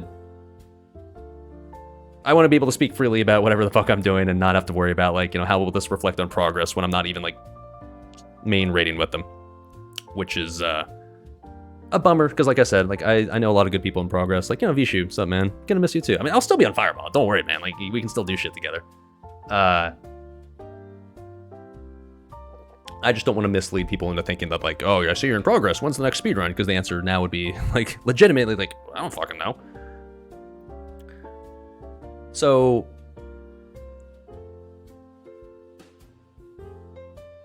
yeah, so the obvious question is like, so what are we gonna do? I'm not gonna just quit WoW outright right now, because number one, I don't have something realistically that I'm just ready to be like, all right, we're doing this full time instead. And number two, because I want to give Wrath a try in maybe like in different circumstances. I can already tell you that like min-maxing Wrath is not for me. I've tried it, and not something I enjoy. So before I just say like, well, fuck Wrath, I'm gonna write it off forever, I at least want to try like other aspects of the game or playing it in a different way. So basically, like, is it fun to just play, I guess, as just show up and pump with the boys? So like, Laddie, you kind of messaged me about this like, a few minutes ago, and like, you're kind of on the right track, right? Like, he said basically, Orc Male, come back with Orange Axe and ICC, that's what you need to do, I'm a Zugger. Yeah, that's kind of what I want to try. I don't want to have to worry about, I don't want to be stressed out every time I die. I don't want to be stressed out and think about how I just creeped the speedrun when I died in a raid, because that's the worst feeling in the world, man. I don't have to. I don't. If I die to Flame Wall on Sartharion, I just want to be able to laugh it off again and not care if it makes me look like shit. Because I'm fine with being shit at Wrath. Because I can certainly tell you trying to be good at Wrath isn't any fun for me. So, it's kind of scary though to try this because like traditionally I have never ever enjoyed playing WoW casually. I've never tried to play this. Well, I've never played this game in a way where I wasn't trying to go full pedal to the metal and had fun, but I figure at this point, might as well give it a shot, right? Because like, what the fuck else am I gonna do? So I think at least for the foreseeable, well, I don't know. At least the next thing we're gonna try is basically just doing some GDKPs.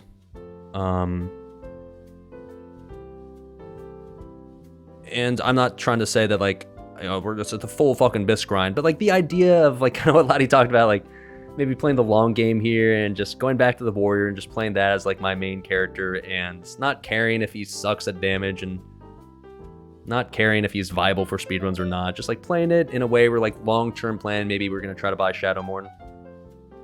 I need a goal to work towards, right? I can't just play this game aimlessly and casually and just not like, I don't know, I guess I'm just logging in and raiding today and that's all it is. I of course want to give myself a long-term goal, right? And I never got glaives, or like at least I never got both glaives in TBC. And while that doesn't bother me per se, it would be sort of cool to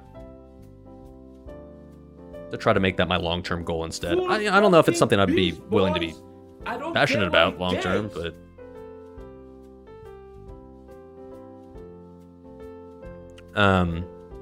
worth a shot, right? Because what I'm doing now wasn't working, I can tell you that. So as far as like where I play, and I don't have any immediate plans to join a guild. Like I'm not sure there's a reason to, at least for now. But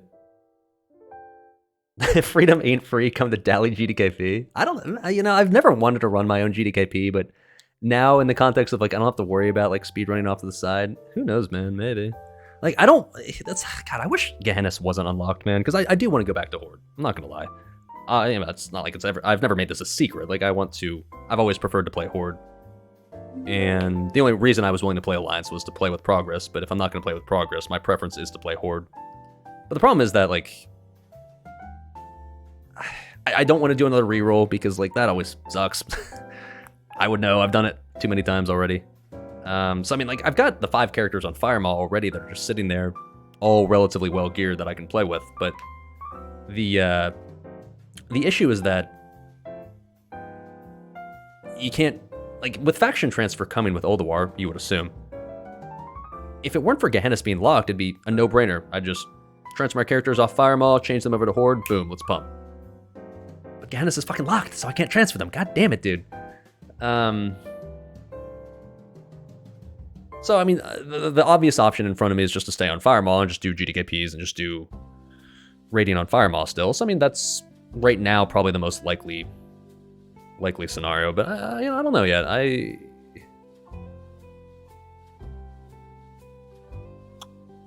If anything, this next week or so of going home and not streaming will give me plenty of time to maybe come up with... it'll allow me to come up with potential solutions, I guess. Would I consider coming back to NA? I mean, it's, anything's possible. It's not off the table, but once again, just like, it brings up the problem, like, I don't really want to have to re-roll. I don't want to have to start from scratch. I mean, like, it's not like I'd be starting from scratch on NA, obviously. I've got characters there, but they're all still level 70. They're all completely untouched since the start of Wrath, and like the idea of like restarting from the start again is like not something I really want to do. I ideally would just like to stick with the characters I got since I put so much time into them, and like I don't want to reroll again because it's already done it way too many fucking times in Classic. So I don't know. Like I said, I'm gonna probably use the next week or so to just sort of figure it out and just to sort of consider my options. And I don't know if it'll be good content either, because I understand that a lot of people have tuned into this channel in the past for speedrunning specifically, and I get that people won't necessarily care if like I'm just doing kind of like my own thing, like, oh, I'm just sticking around in GDKPs, I guess, but it's worth a shot, right? And then as far as the IRL streams, you know, you've been, I'm sure, noticed lately, and this is something I've been very open about, is like I'm trying to transition more into doing more and more like IRL stuff. So that's still the plan, right? Like the plan is still to, I'm not gonna just like quit WoW permanently. I don't have any immediate plans to do that, at least. So at least I'm willing to try like the new stuff, like I said before, I consider that. But yeah, I want to do more stuff like after the new year when it comes to just stuff that isn't WoW content. And I know that's not for everybody, but like, you know, I'll just do it as part of my shtick, not the entire shtick. But I've got some fun ideas for after the new year of stuff to do. The cooking streams lately have been extremely fun. I've really, really enjoyed that. And as far as I can tell, chat's really enjoyed that as well. So that's at least promising.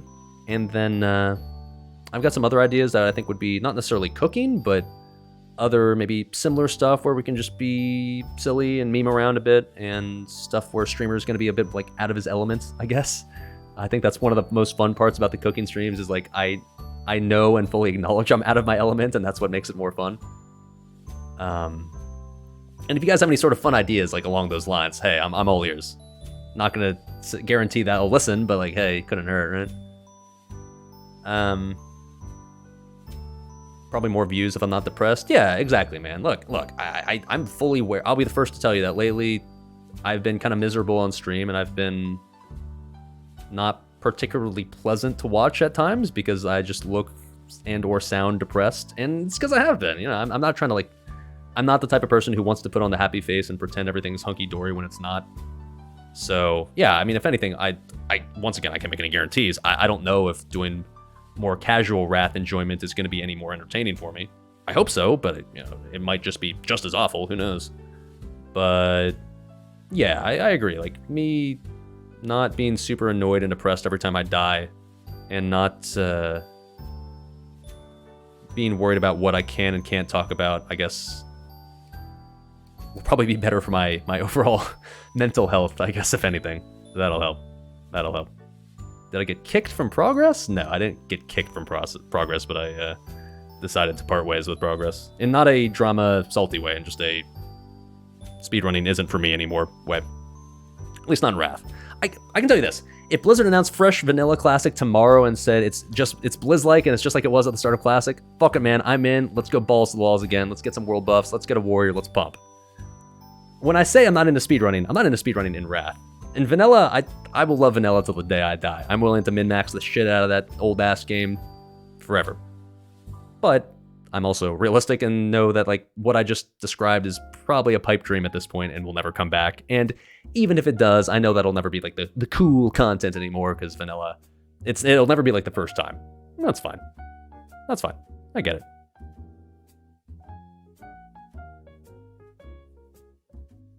Spend 3 months doing rank 14 again? Buddy, I didn't do rank 14 the first time. No way in hell I'm doing it a second time. I'd probably go rank 10 this time and call that good enough. 17-man progress splits, what a depressing way to play. Well, I mean, you know, man, like, yeah, I'm not gonna deny, like, doing 17-man splits was fucking horrible. Yeah, I hated it. I hated the ever-loving shit out of it. I understand why we were doing it. Maybe not recently, but I understand overall why we were doing it. Nax is piss easy, and you can do it shorthanded and maximize your loot distribution, and that's all going back towards trying to min-max speedrunning. I'm totally fine with the idea of trying to min-max speedrunning at all costs, but because that's the goal of the guild. But, you know, I just had to be realistic with myself, like, it wasn't enjoyable anymore. And if the end result was still enjoyable, like if I had to deal with like the shorthanded splits in a way where it's just like, well, it's okay, at least the end result of speedrunning is gonna make it worth it, then like, all right, I'd be willing to do it. But like, you know, recently when I've been doing the shorthanded splits, it's like, well, I'm doing all this to help us speedrun as well as possible, and I don't even want to do that. So like at that point, it's just like, well, what am I even playing for? What am I, you know, what's the end goal? Where's the part I get to where it's just like, oh, this is the part I'm here for? Like, it wasn't there anymore, so it's like, well, why am I doing this still then? Was I rostered main raid? I speedran a few hours ago. If that answers your question. Did you miss the retrospective where I talked about why I left Progress? I mean, it's this stream you're watching now.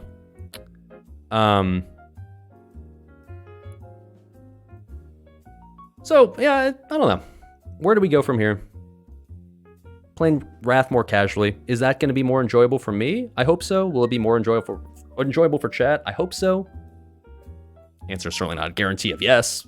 And I fully understand that, but we'll also be doing more IRL related content because I've got some fun ideas in mind. And Sodis asks, "You speedran today? ? Show the logs." What logs? I don't know, like I said, I'm not bitter with Progress. I'm not salty at them. I'm not gonna just start like, you know, throwing them under the bus just because I can now. Like I still respect the hell out of the guild, and I still respect the hell out of the leadership and what they're trying to accomplish. Even if I disagree with policies they implemented, I still respect the goal, and I still am very thankful that their goal of just trying to be the best no matter what was something that they stuck to no matter what.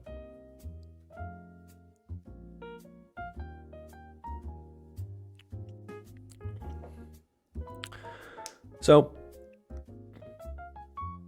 that's the plan moving forward. I hope it works out. Yeah, sorry. Yeah, I hate Progress. They're so mean and stupid and dumb, and they smell weird.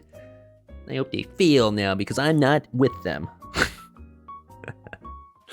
I'm not doing that, man. I'm not 12.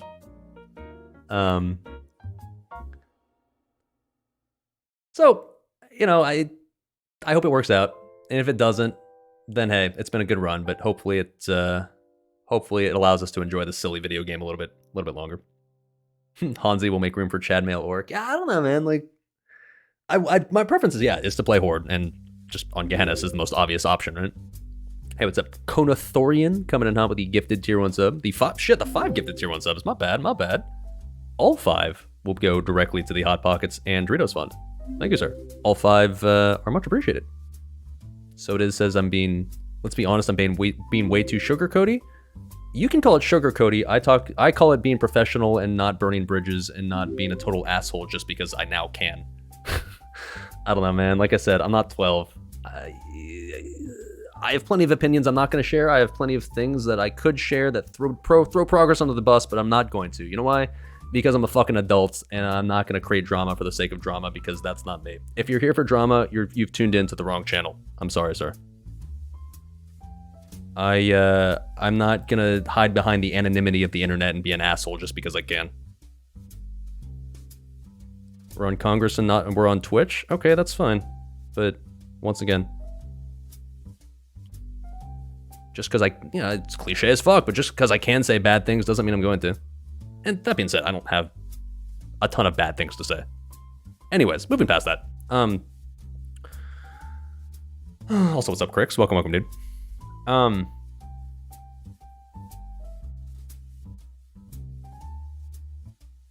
So like I said, if you guys have any sort of ideas of fun things, or like, once again, I'm not going to guarantee I'm going to listen to any of them, but if you guys have any sort of fun ideas of what we could do as far as approaching Wrath from a more of like a normie, casual perspective, I'm willing to listen at least. And same goes for like the IRL streams, I'm willing to listen. Because at the end of the day, I'm here to entertain you guys. I'm not here to just entertain myself. Like, I also want to entertain myself. I'm not going to try to bullshit you on that one. But like, I also want to make sure that you guys are having fun, because like, otherwise, why the fuck would you tune in? Right? You think viewer raids? Maybe, man. Maybe. Viewer raids are a little hard just because, everybody needs to be congregated on one server for the most part. Like, yeah, obviously you have PTR, but it's less meaningful if it's just like a raid that means nothing on the PTR. Do I live anywhere with mountains, hills, or some good nature? Hiking streams could be a thing. It's funny you ask that, because I've been kicking it around an idea of something like that for a long time. Well, for a while now. And the thing is, first of all, I don't live somewhere particularly exciting for hiking. I live in the middle of like the flat farmland of Indiana. So that is admittedly a problem, but it's a problem I could solve either A, by moving if I really had to, or B, by driving somewhere. Hey, what's up, Cotton? Coming in hot with the tier 1 sub now for 20 months. Thank you, sir. Thank you, sir. Your sub will go directly to the Hot Pockets and Doritos Fund. Thanks for hanging out. Glad you're enjoying. Well. So the thing is, like, about hiking streams is I agree, they would be really fun, but realistically, it's really hard to live stream them because, I mean, shit, if you tried to watch the Indianapolis IRL stream, you would know that even in the middle of a giant fucking city, cell phone reception is just not reliable enough to realistically just walk around for 2 hours and expect the stream to never drop. You just can't expect a reliable cell phone connection of like a consistent 2,500 plus kilobytes a second, which is kind of the bare minimum. So what I did for like the kind of the second half of the Indianapolis IRL stream was basically I was like filming myself walking around and just like seeing the scenery, walking around, taking a look at all the cool shit. And then like I played it back later and like kind of I was just sitting here and like commentating along with like what we were seeing and like what you saw. I think that'd probably be the best way to do it. I don't know if it would be entertaining enough to realistically be able to do as like as a thing. Because, like, realistically, if I'm just hiking somewhere, like, do you want to watch me commentating to a recording of me hiking somewhere? I don't know. Like, it might be cool, but it might be better in, like, a short length format, like in a YouTube video, more than it would be, here's 3 hours of a hike. I don't know. If anything, I want to try it and just see if it'd be fun. In my mind, it sounds like it could be fun, but it's hard to say for sure unless I actually just do it, you know? So... spoiler alert, that's one of the things I have in mind after the new year. There you go, that's one of them. Yeah, try it once. If it sucks, then like, okay, I tried at least. Because that's, if you were going to do more like outside content, I've kind of determined that that's the only real way to do it is you have to kind of pre-record it and then give your commentary along with it later, because otherwise there's no worse feeling in the world than trying to stream and your connection's constantly dropping every 10 minutes or something. That sucks. That really sucks. Chernobyl says, Bachelor tries, not just cooking, but other stuff, hobbies, axe throwing, blah, blah, blah, blah. That's, I mean, yeah, you're kind of hitting the nail on the head as like what I have in mind or like what I'd ideally try to do. I'm not a very cultured person. I'll say that off the bat. I am not a type of person who has experienced many life experiences. And while I'm not like necessarily like super sad about that, just because it's not like I've not enjoyed my life up to this point, there's definitely a lot of things that I've yet to do and yet to discover if I even like or not. So yeah, you're right. It'd be the reason why I titled my streams lately the Clueless Bachelor cooking streams. It was not a coincidence. It's not just a name I came up with off the top of my head. It was something that I thought like maybe I could extend this to other stuff in the future, like Clueless Bachelor hiking streams or Clueless Bachelor woodworking streams. And again, I don't know, not those specific things necessarily, but just like that some sort of thing where like streamer discovers how to live real life. I think that'd be fun. I don't know if it would translate well into streaming content, but it could be fun. Have I seen the nature walk videos? I mean, sure, but the question is, can you translate them well into live streaming content? I don't know. Worth a shot.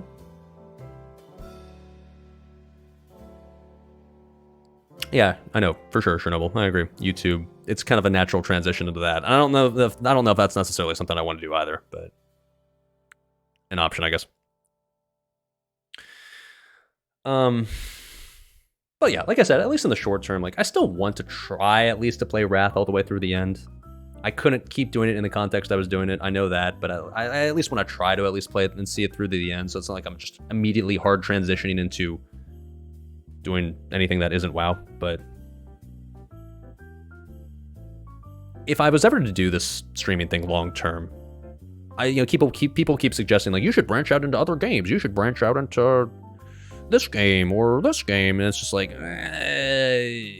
I'll be honest, man. Like I'm not desperate to stream any other game, at least long term. Like it's fun to do this. Like sometimes it's like a one-off thing, but I've talked about before. Like it's difficult to stream something if you're not passionate about it. And the question is there any other video game out there that I'm passionate enough to talk about for 6+ hours a day? And the answer is no, not that I've found. And I if I'm gonna transition more long term into like other streaming stuff, I'd rather be more what I just talked about. I'm not quitting WoW. No.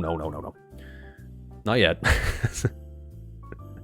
Am I done in general with speedrunning? At least for now. Yeah. I mean, like, look, if it gets back to the point where like, oh shit, that looks awesome now, like, who knows? I'm not gonna shut the door. Like, Not gonna say I'm done with speedrunning in Classic now forever, but at least for now, like in its current state, I have no interest in doing it.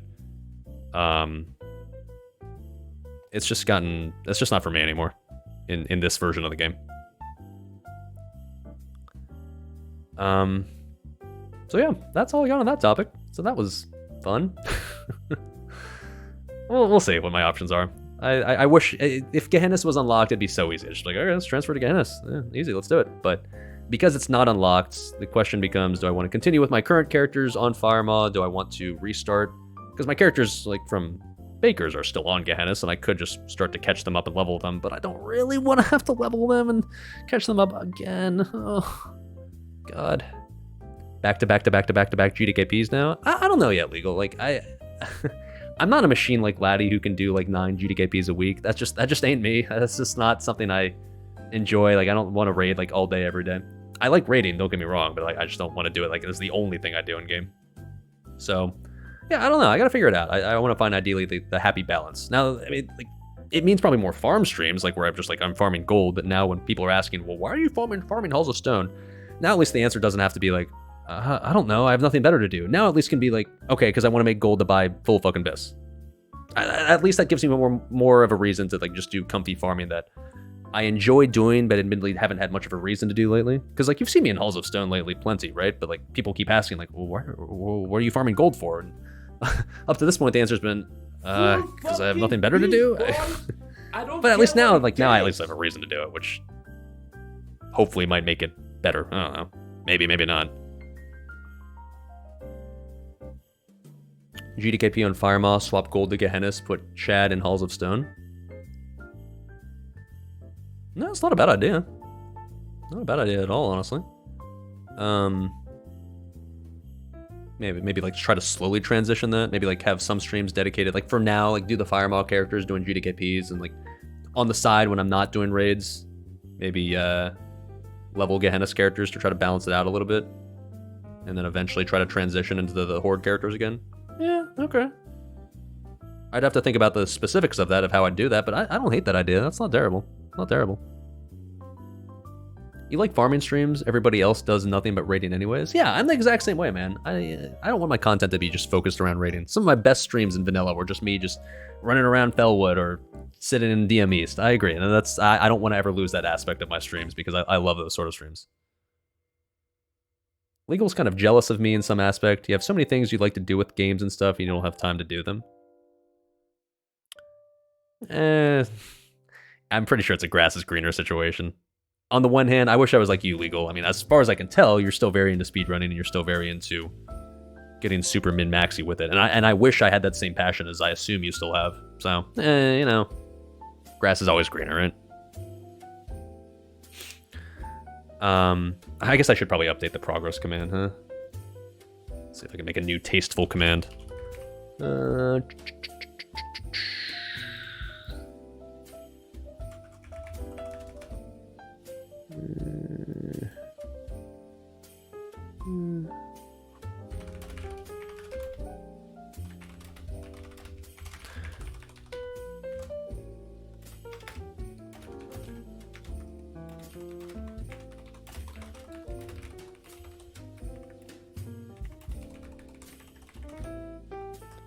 Min-maxing in Wrath.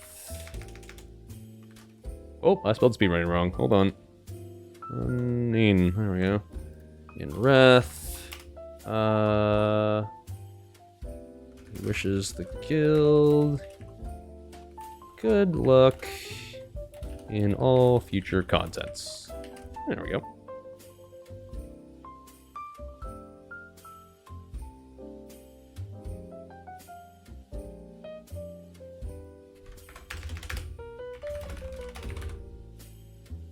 All right, there we go. That'll work.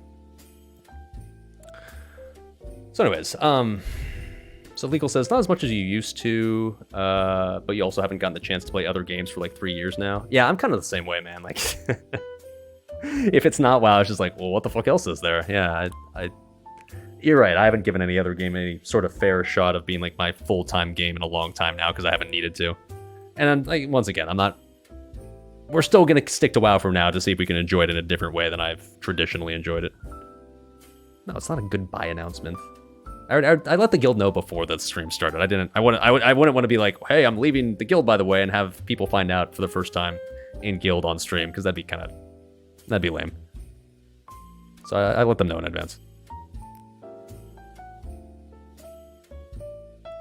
And they're just like, bye, Felicia. Fuck off, dude. Later, cringe streamer.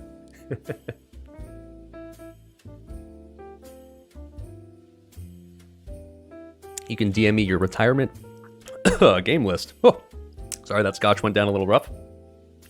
Retirement game list if I want inspiration for some games. I mean, couldn't hurt, dude. Like I said, I'm not ultra interested in streaming different games per se right now, but you never know. DH said coming in hot with the 10 gifted tier 1 subs out of nowhere. It's just that easy, boys. You quit the speedrunning, you get the subs. I should do this more often. Thank you, sir. All 10 will go directly to the many boxes worth of Hot Pockets and Doritos fund. Thanks for hanging out, and hopefully, at least, you continue to enjoy a Fallout stream. Like I said, man, like streaming other games is like the obvious option, but like I don't want to do that. I've tried, and it's just, I find it hard. I'll just be straight up with it. I don't feel entertaining enough to stream other games and make them exciting when I'm playing them casually. Which, I guess the irony of what I just said in relation to me now playing WoW more casually, I guess is not lost on me, but you get it. Doing it in a hot tub? Oh, man. Start to take advantage of my gains from the gym and play every game shirtless? Okay, here we go. Now we're talking. Okay. It's a comfy stream. I know, right? So anyways, that's all I had to say on that topic for now. There's more to come, of course, and I'm sure we'll continue talking about that in some form or another after the week break I'm taking. But I'm going to take the week break, go home, recharge a bit, try to think of ideas, try to decide what exactly we want to do. Are there Christmas games tonight? Well, there's no games tonight, but I guess that'll move us to the next portion of the stream. To be honest, everything I just talked about, I was kind of originally planning to say for the end of the stream, but then we kind of just ended up talking about it anyways, and I was like, okay, fuck it, I'll just talk about it now. All right. Did I watch Fulcrum or just added the emotes? What? What's up, Jay Friendly? Yeah, me too, dude. Me too. Could do some collabs. You've always thought that I've helped spice up the format from dude looking into camera, talking to himself to an actual conversation. Yeah, we'll see, man. I mean, if anything, yeah, like the door is completely open as far as which path I want to take. Or, okay, wasn't a very good way to phrase it, but I will say that both when it comes to streaming and just IRL right now, I'm not going to get super personal about it, but like basically IRL right now, I'm at like what you traditionally call, I guess, a crossroads as far as like what I want to do. I'm at a weird point in my life right now.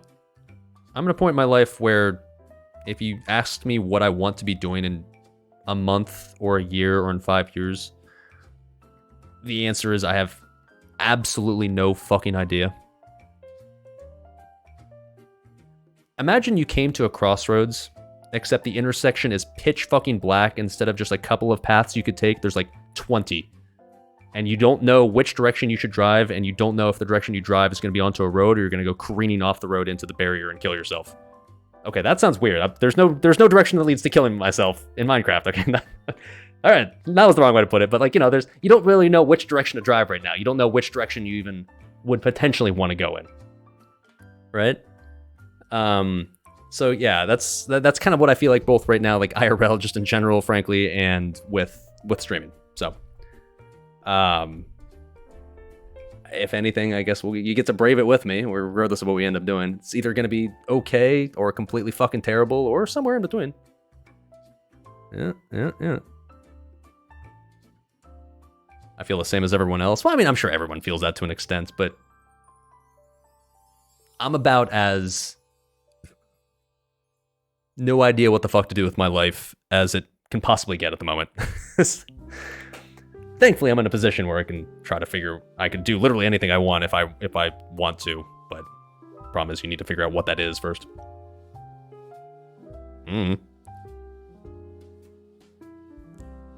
All right, so anyways, fuck all that. Next up, what say we do some Christmas activities or activity?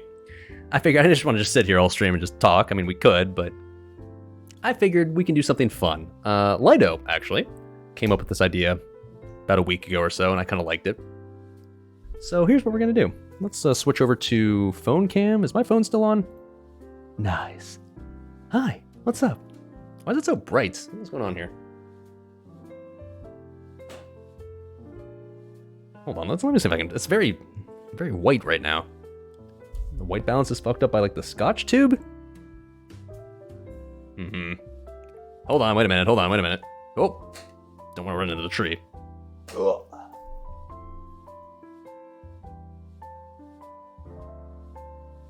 Oh. Well, that doesn't help. I mean, this is fine, I guess. It's very white. Basic picture candle, of course. We're gonna call this good enough, whatever, dude. Okay, so. Hey, what's up, Lido, coming in, hop the gifted tier 1 sub. It's just that easy. Thank you.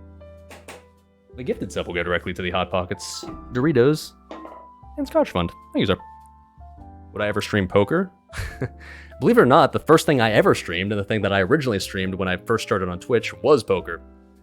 So would I ever stream poker? The answer is yes, I did it as of, 7 years ago now? But the answer is no. I couldn't realistically stream poker full time. There's a reason I quit. It's a game that has a lot of high highs, but extremely low lows. And at least for me, eventually the low lows were just not worth like the highs of playing the game were not worth the lows, because the lows came much. You lose playing poker far more often than you win, and that was just not something that was enjoyable for me, I guess. Maybe I can just turn this light off here. Let me see. So, okay, that looks so much better. There we go. All right, nice. So, we've got a Christmas present to open. Oh shit, let's do it. Daddy Bezos has gifted us with something, so we're gonna go ahead and see what's inside, shall we? Oh shit. Am I gonna apply to Noda? Nah, I don't want to speedrun in general right now, man. Doesn't matter what guild it's with. I mean, that could change in the future, who knows, but at least for now, it's not like a situation where it's just like, it's progress specifically is the problem. It's just speedrunning in general is just hard to care about.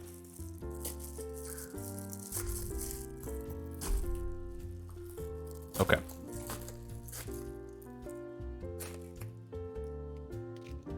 Red 450, while I appreciate the advice, man, you kind of clearly didn't just watch the past 2 hours of stream, so do that first. Okay. What do we have here? Oh. That is a Gingerbread House kit. Ah, fuck. Now, Lido suggested this, and I was like, okay, we could build a gingerbread house on stream. But what I told to do, or what I figured I'd do is I went to Amazon and I bought like the cheapest, like the most gimmicky, the most terrible quality looking gingerbread house I could possibly find. Because I feel like it'd be really boring to just be like, here's a regular ass one. Like I'd buy like a decent quality price one. So I bought the worst one I could possibly find. And the cheapest one to see, just to see how shitty it can get. So let me get a plate for this because I don't want to just build this on my desk. That'd be kind of dumb. You did this with your kids on Saturday? Hell yeah, dude. Everyone get out their gingerbread house kits, please, okay? Now's the time to use them. Now's the time to open them. One sec. You know what? I'm gonna take a piss while I'm at it, too. Be right back, boys. Enjoy the scenic view of what we're about to build. Wow. Oh, well. For the boys and grills. All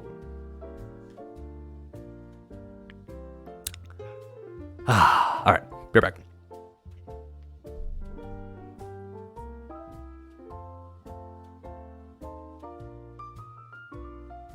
Full fucking beast, boys. I don't care what it takes.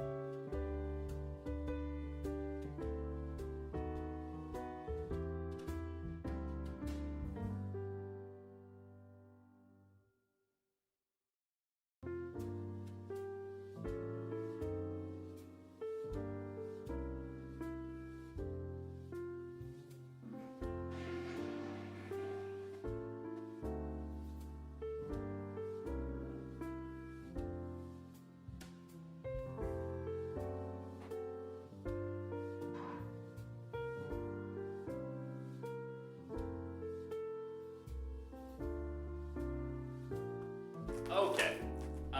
Well, I assume this plate will be big enough, right? Hopefully. Guess we can always get something larger if we have to, but we're gonna call this good enough for now.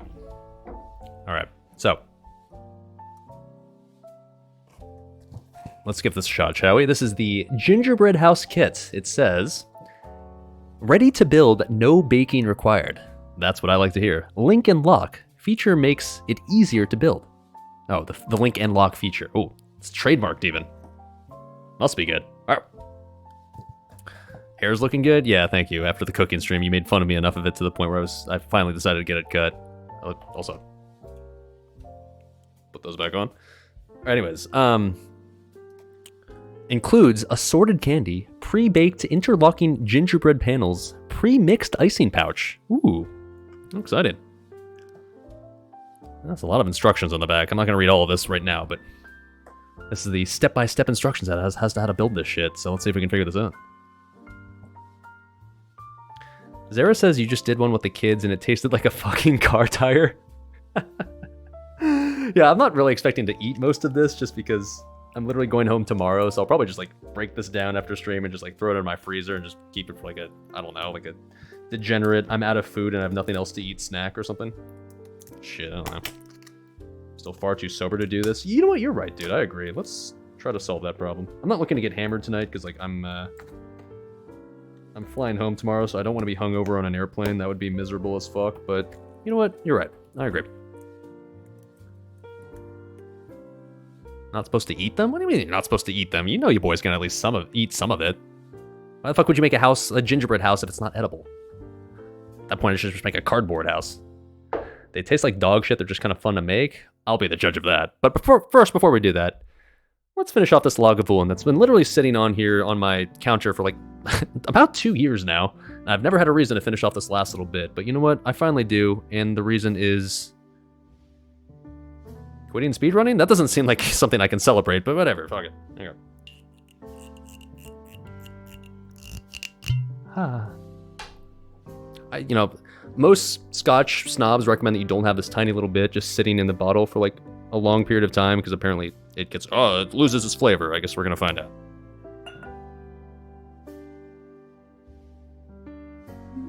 I get the feeling it's gonna taste just fine. Just a hunch. Hey, what's up? Crazy Steve will coming in hot with the 5 gifted tier 1 subs. Oh my. All 5 will go directly to the Hot Pockets and Doritos Fund. Thank you, sir. And Scotch Fund, for that matter. Thanks for hanging out. Glad you're enjoying the little Christmas party right now. How's everybody getting along, by the way, in chat? You guys enjoying the small talk with each other? Are you mingling? Are you networking with all your potential future coworkers? Everyone's favorite part about Christmas parties, of course.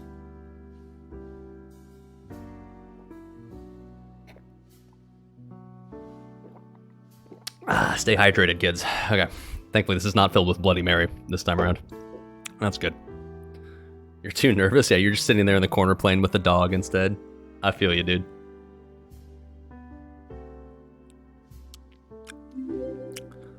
I can confirm, it still tastes fine. Imagine that. That Bloody Mary looks so fucking nasty. Yeah, it wasn't great. It wasn't the best Bloody Mary I've ever had. Alrighty. Anyways, let's take this shit out and see where we let's get started, shall we? Oh shit. What do we got here? Okay. Gingerbread pieces. Seems par for the course. How big is this supposed to be? I don't actually know. Packet of coom. This lighting's kind of a bit much there, but it's just literally... If you told me this was a packet of cum, I would believe you. Okay, okay. Oh shit, you're gifted sub. Sorry, Zara's coming in now with the gifted tier 1 sub to Wet-Tosf Pussy? What? I'm confused. Thank you, sir, though. I'll take your $5. It'll go directly to the Hot Pockets and Doritos Fund. I come that hard? Nah, it's like squishy. It's got some squirtiness to it, perhaps. Yeah, I guess I don't know Zoomer language. My bad. Old and washed up at this point. What can I say? And then last but not least, of course, you got the generic colored candy. These legitimately just look like airsoft pellets right here. If you told me like, oh yeah, that's airsoft ammo, I'd be like, oh, okay, I believe it. Oh, and larger candy. Okay, there we go. Like, these are like the more traditional, like, little dots sort of candy, whatever the fuck you call it. Like, gelatin candy, or, you get it.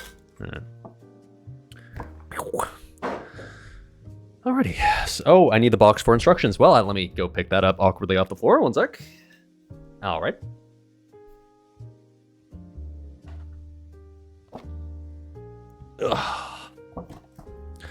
Please read all instructions before starting. Adult supervision is recommended. Fuck, well, I guess we can't do this then. That's unfortunate. Any adults in chat that want to supervise? Because otherwise I'm very alone and incapable of doing this on my own. You often bake with airsoft and bags of jizz. You're a jizz enjoyer is what you're saying? Okay, that's cool, that's cool. I also need scissors, I guess, to eventually cut open the cum bag. Okay, hold on. Let me grab that, okay.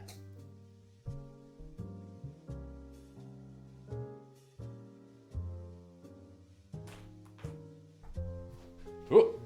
All right.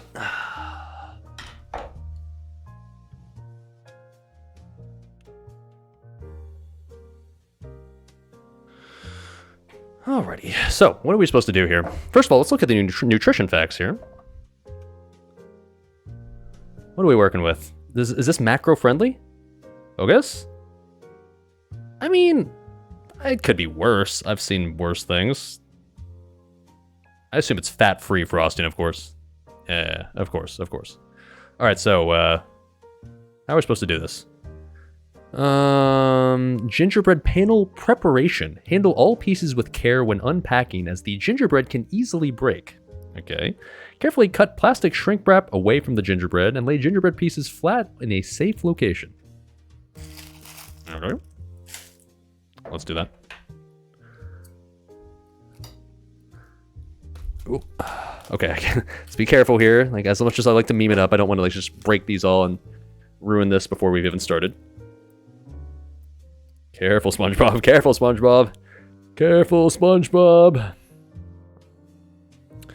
Just a few more minutes of mental preparation, and it already broke. Okay, well.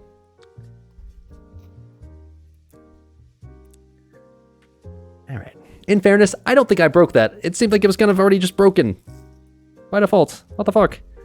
This also cost me like $12, so, you know, it's maybe not the highest quality ever, I will admit. Well, we're gonna eat it now since, like, well, it's already broken off. The deed is done. Mmm. That's some high quality cardboard right there. Mmm. Alright. Anyone ever tried sawdust before? This tastes almost as good.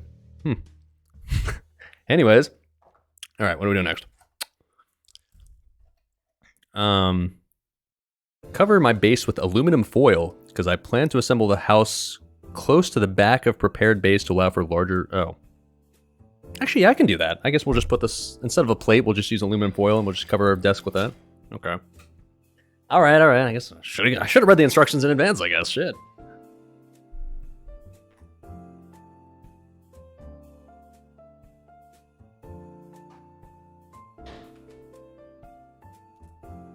Ah. Yes, that's right. Per streamer tradition, we're using some great value aluminum foil. Because if you think I'm spending anything more than the absolute bare minimum on my kitchen stuff, you would be incorrect. Okay. Oh. Alright, alright, alright. Am I sitting on a jacket? No, it's like a blanket. Let's make it a little bit more... I've had this chair for a while, man. The padding's not very paddy anymore. Alright, so what are we doing next here?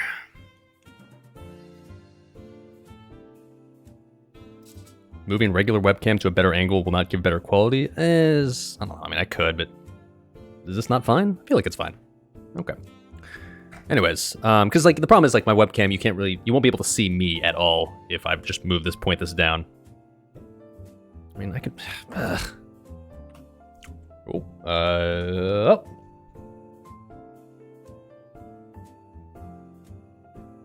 Do you like this better, Chad, or do you like the other way better? I mean, we can just switch between both, I guess, but... Oh, yeah. Sweet spot. Oh, never mind. Not OnlyFans. We can switch between both, I guess. Anyways, let's read this. Icing is used to put the house together, to decorate the house, and to landscape the yard. I shit you not. It says to landscape the yard. Be careful not to squeeze hard enough to pop it open. I've been there before, boys. And we have to knead the icing pouch as like nice and well. We have to knead this.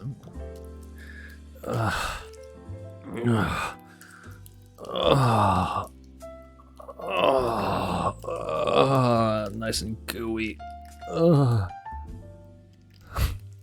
gonna call this well kneaded, I guess. Sure. Okay, good enough for me. Cut approximately 1/8 of an inch of... Wait, is it just literally just saying... Okay, just start by just cutting open the icing thing already. Okay. Seems a little premature, you know, releasing the icing, but I guess that happens sometimes. We're not looking to fully release it yet. It's just a little pre-icing. I get it. I get it.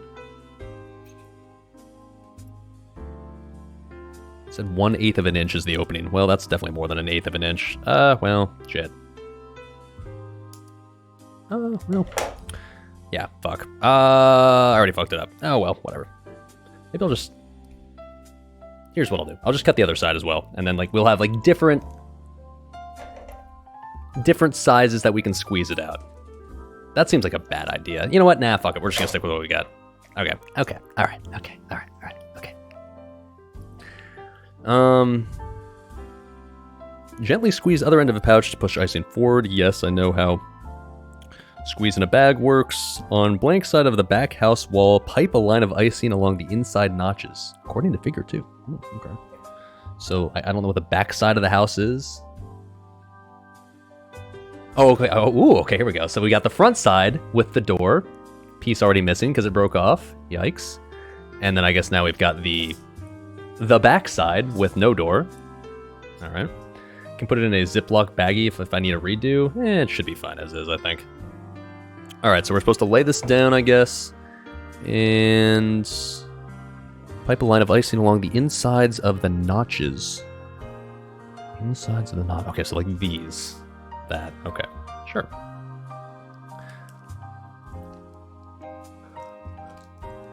Oh, careful, SpongeBob. Not looking to fuck this up. Ooh.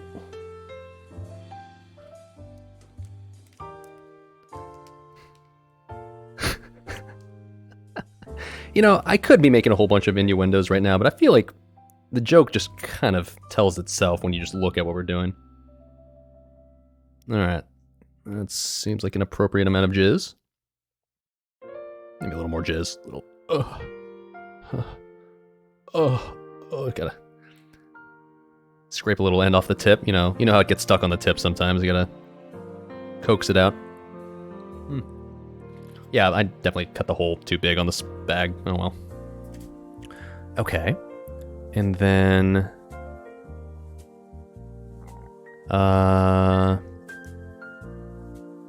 with window embossed side facing out. Window embossed? What? Place the side wall against back wall so that notches interlock with each other? What? What? Oh, wait a minute. Okay. I mean, obviously we're using this frosting as glue, right? So I think what I'm supposed to use is these? These interlock? They do. Okay. So we're supposed to use these as the quote-quote walls. And like windows as well, so we're gonna like do it. This is gonna be really tiny. Holy shit, I kind of didn't realize it was gonna be this small. Oh well. That's what she said. It's not about the size of the gingerbread house. It's how you squeeze the cum out of the bag. Stumped by children's product. Hey, you know what? This is difficult stuff. I think I was supposed to put the icing like on the side, like on the notches, okay? So, children, hide your eyes. Oh, yeah. Oh, yeah. I should probably get like a paper towel. This is icing, by the way. Twitch. No TOS here. Excuse Seems harder than building an actual house. I agree. Imagine actually having to use your brain for stuff. Not fun. Is there a base to this house? There's a base. What is the base then? Is it one of these? I'm confused. What? Oh, some of these are the roof. I get it. Oh, I think I get it. Okay, so it's gonna be like... It's gonna be like this, I guess, and then like... Like this?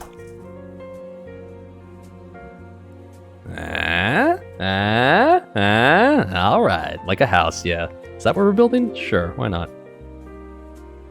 Okay, we definitely need more coom though, because this is not nearly enough coom for me to feel like this is stable. Let me liberally coat the connectors here with coom. I meant icing, sorry. Icing. Ugh. It's still a little bit chunky. If that's a problem for you boys, make sure you see a doctor. No shame in that. Kind of chunky coom, but... See, that worked a little better. Oh yeah, there we go. Thick and chunky for the boys. Okay.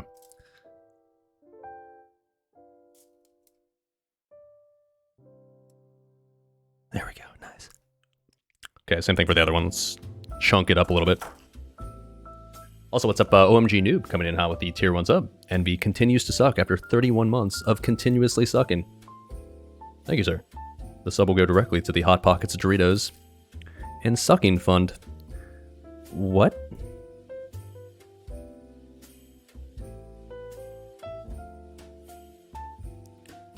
Okay.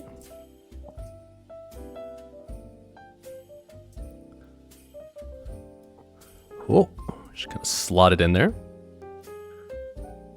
With enough white goo, it slides in much easier, so make sure to be very, very liberal with your application of the frosting.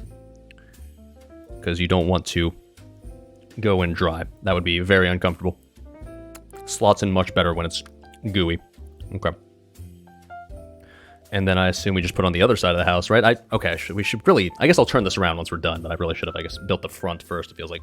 Also, here's the quality of this little kit. This is looking a little bent, right? I'm not really sure I want the front of my house to be bent like this. That is a common problem, though. A lot of guys have to deal with the fact that their front ends are a little bent. But, you know, it's perfectly normal. It's perfectly common, but... Gotta improvise on the fly if that's the case. Perfectly straight. Well, we're just gonna overcome this by using more coom. It'll work. Alright. Just kind of liberally, once again, coat this with icing. I can already tell I'll have way too much icing left over, so I guess I can stop being so conservative with this. I should probably get a paper towel, though. This is getting a little bit... Oh, my. Oh, my. Smother that shit. Oh, my. Keep saying I'll get a napkin, and then I just end up eating it instead. There's nothing wrong with taste testing your own white goo. Gotta make sure it's of high quality and make sure it hasn't gone bad. Nothing but the highest quality white goo on this stream, of course. Okay.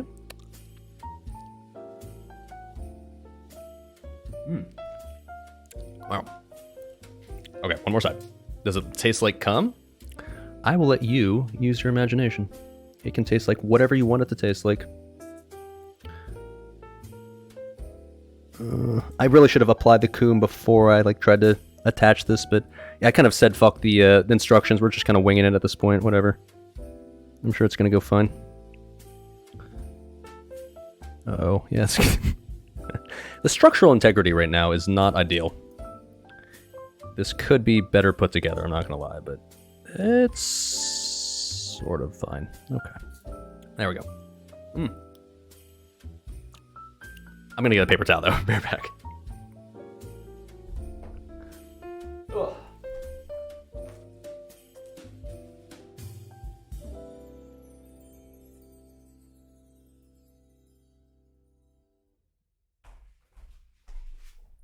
I'm seeing a lot of perverts in chat who are trying to imply that there's some sort of innuendo going on right now. There's some sort of sexual references being made. I'd like to point out this is a wholesome Christian stream, and anybody trying to drive anything sort of sexual from the past, like, 10 minutes of the sorry excuse for content, we're talking about a gingerbread house, and anybody who thinks we're talking about anything besides that is disgusting and is going straight to hell. Okay. Now, if we turn this around, we've got the front of the house. Hey, look at that. Look at the, like, the little door on there. All right, nice. Let's get started on the roof now, shall we? When are we supposed to add, like, the candy? How does that happen? I guess we just add that later. Okay. Well, let's work on the base, shall we? And then we'll worry about the candy decorations later, I guess. So this is the roof, right? So I'm assuming we're just gonna, like, it's gonna go the slot on there. Goes like that. I mean, shit, honestly, you don't even actually technically need the icing. It'll just stay on its own. And we're done. That was easy. But let's make sure that the roof is actually attached to the house. Never know when a hurricane might blow through my apartment. This is not structurally sound at all. All right.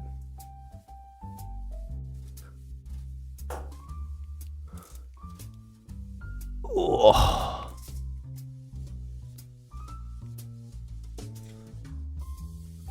Okay. Wholesome Christian stream. Nothing to see here, officer. Just filling in the gaps of my gingerbread house. Okay. Use paper towel streamer. You can do it. This is the type of quality of gingerbread house that I swear is it's gonna hold together for about 10 minutes and it's gonna fall apart. If you want your gingerbread houses to stay together for more than 10 minutes, I'd recommend you pay maybe $10 more on Amazon. But for the purposes of stream, this will get the job done well enough, we're gonna say. Okay, that's enough goo. Alright, frosting.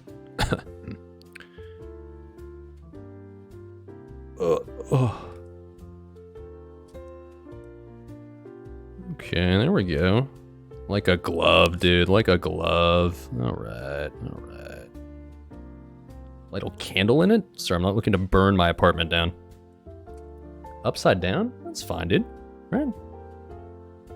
I don't really think there is a direction that matters. I think either way is fine. I think it's unidirectional. Wow. How do you know it's the wrong way? Well, it looks fine. What a fucking liar, dude. Once it's dry, it'll be like cement. Well, spoiler alert, it's never going to stay together long enough to be hardened because we're going to take this apart almost immediately, but that's okay. What a fucking liar, dude. What a fucking Weasley little rain will get liar, stuck. Dude. Oh no. Next time it rains inside my apartment, then I'll be concerned, but until then, I'm not too worried about it.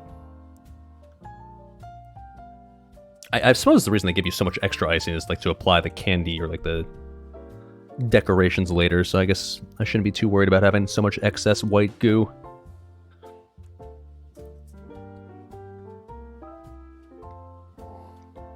Okay. Lick the door for mama. Ah! This is a Christian stream, like I said. There'll be no licking of white goo. All of it's done off cam. It's delicious white goo, though, in fairness.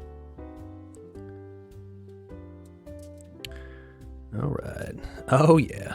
Oh, yeah. Oh, yeah. Look at that. Look at that craftsmanship right there.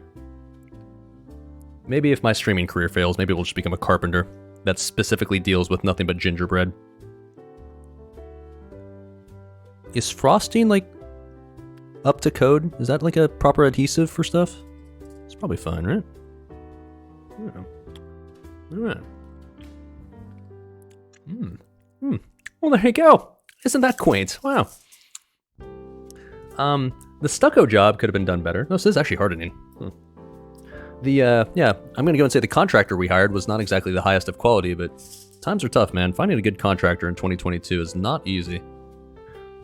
So, you know what? The fact that our house is standing is a success in my book. Wow. So as long as I stay away from roofing, oh, shut the fuck up. All right, anyways. I'm assuming once we've assembled the house, the instructions just say go ham with candy.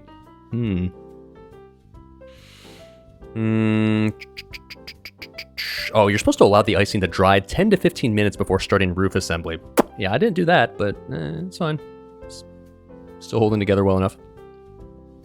Alright, so decorating. Use the front panel image simply as a guide, but be creative. Plan varieties and placement of candies before starting to decorate.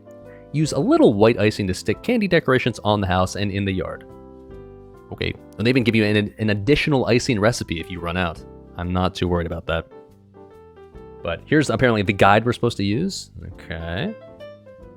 Yeah, this roof is definitely upside down. You're not wrong. But, whatever. It's fine. It'll work.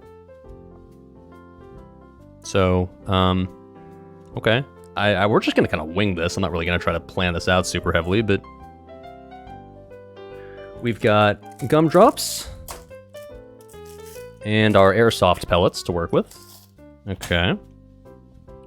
One thing I think we just need to start with is just we kind of coat the roof in icing here. It's icing, by the way. Definitely icing, nothing else. Let's just kind of coat this so that way we've got plenty of adhesive to work with. I could get cute and try to like fill in the lines or something, but I'm way too lazy to do that. So we're just gonna kind of like, bleh. This is straight from the cum well, straight from the source. Doesn't get any fresher than this. This is the freshest white goo NA right here.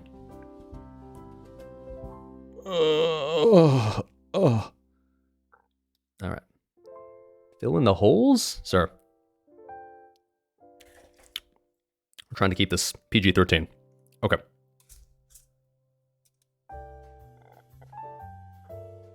We're gonna go for kind of like the snow-covered roof look. I get that you're probably not supposed to cover the entirety of the house with the icing here. Like the entirety of the roof, that is, but I'm way too bad at any sort of arts or any sort of creativity to want to try to get cute with like how we line the roof. Like, so we're just gonna try to get full coverage here, I think is the plan. And then decorate it that way. That's gonna make as much margin of error as possible. Just stand up and shoot rope on this. Fuck the icing? Wow. I think you have me confused for a different website there, Mr. Zaris. Monka. Yeah, the structural integrity, not amazing, so we're gonna need to be very gentle with this. There we go. Look at that snow-covered roof.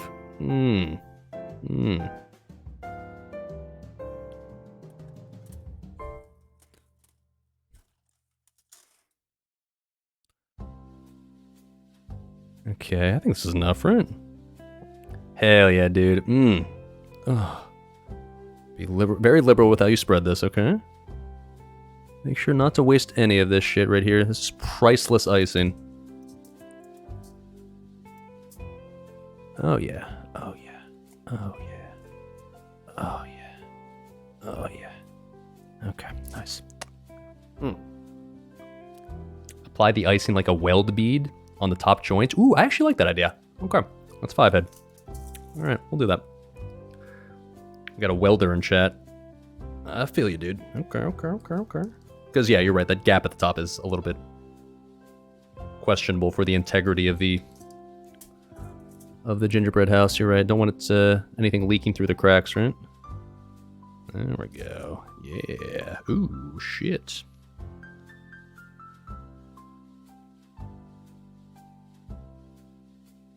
Nice. Look at that. Look at that. Nothing like filling that crack with a bunch of white goo. We're talking about icing on a gingerbread house, by the way. You fucking perverts in chat, get the fuck out. Okay. God does not approve. Nice. Lido says, my neck, my back, Dali's gingerbread crack. I have nothing to say to that comment. My crack is fully filled, thank you very much. There is no more filling needed to be added. My crack is filled with nothing but Jesus. There's no room for anything else.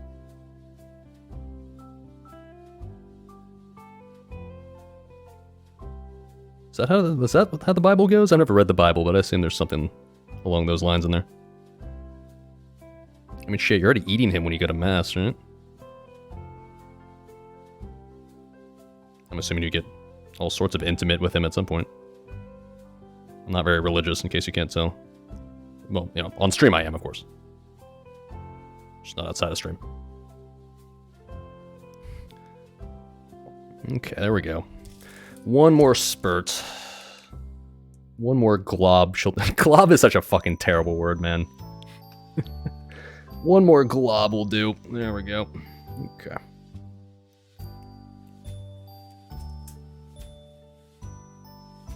How many subs for me to buy a spatula? What do you mean buy a spatula?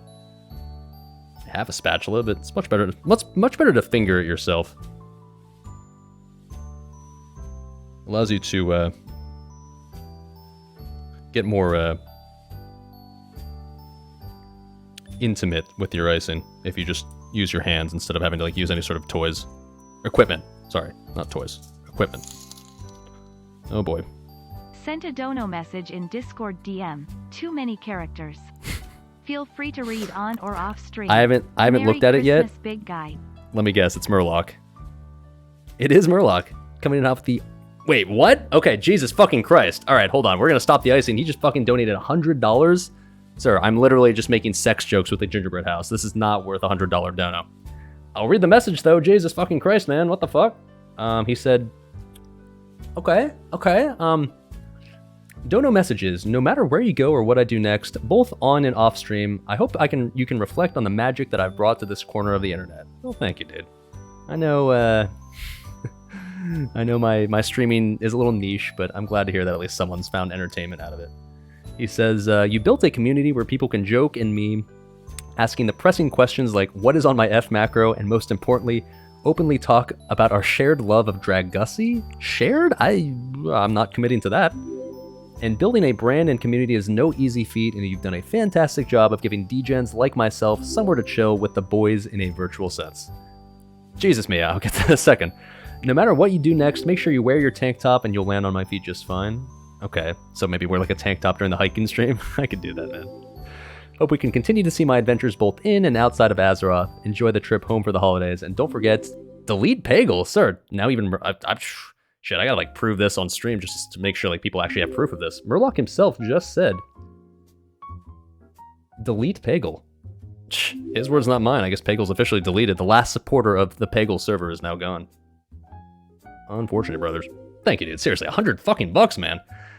I'm just building a gingerbread house, but Jesus, I mean, thank you. I feel like it's always like kind of silly to say anything when someone donates that much because like, what can you truly say to thank them that much? But like, Jesus, man. Thank you. Holy shit. Hope you have a good Christmas. I don't know. Hope you have a good holidays. I feel like that's lame to say, but thank you, dude. Seriously. I know you've been hanging out for a long ass time, and you're definitely an OG. So coming from you, that legitimately, I promise you, man, means a lot. Thank you, sir. Seriously. Hopefully you continue to enjoy. I'll certainly try my best to keep delivering content that, in theory, people find entertaining. Thank you, man. Okay, and then Mia also separately coming in hot with the 10 gifted tier 1 subs. My god, man.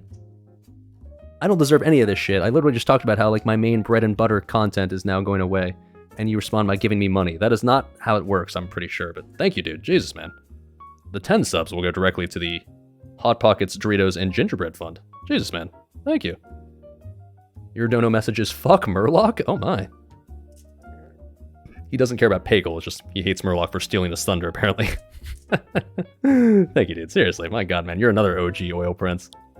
You, and then Dark... Jesus, man. Dark Sharpie coming in hot with the 5 gifted tier 1 subs. You guys realize it's not Christmas yet, right? I'm not buying you guys any Christmas presents. I'm just going to go ahead and say that up front. But Dark Sharpie and then Xeris also came in hot with the gifted sub. Thank you, boys. To Onslaught Faye. To Faye, if you're watching, I don't think you are, but if you're watching, I'm sorry I was so harsh on you and Vanilla. I kind of fucked up. I kind of shifted too much blame to you, and that was my fault. But anyways, thank you, sir. All of the gifted subs, including Fleet Admiral Cowboots, aka Humies, coming in hot with a sub as well, will go directly to the many, many, many boxes worth of Hot Pockets and Doritos Fund. Thank you, dude. Fuck Bandsaw. No. Bandsaw deserves no hate. Bandsaw did nothing wrong. It's a dumbass loot system that was completely controlled by Faye. Blame that. All right, there we go. Look at that. All right, the fully snow-covered roof. Cool. I could add some decorations at the front. Maybe we'll do that after we do the roof. We still have some icing left, but for now, at least let's work on this top part, shall we? Crestaban sub, by the way. Well deserved, man. Full fucking bis. He deserves it, man. Alright. So, how does, like, the cardboard box here suggest we put on the gumdrops? This is saying, like, put it on the top. I'm not gay, but okay. I love dicks when it's on a futa. I don't know who said that, but that wasn't me. Because I am a wholesome Christian streamer who has never seen a naked woman in my life. Maybe someday when I'm married. No, well, actually, I won't even see it, because the lights will be off, of course, but, you know. The only naked person I need in my life is Jesus. Is that how it works? So let's see. It's best to get creative with this. How many gumdrops do we have?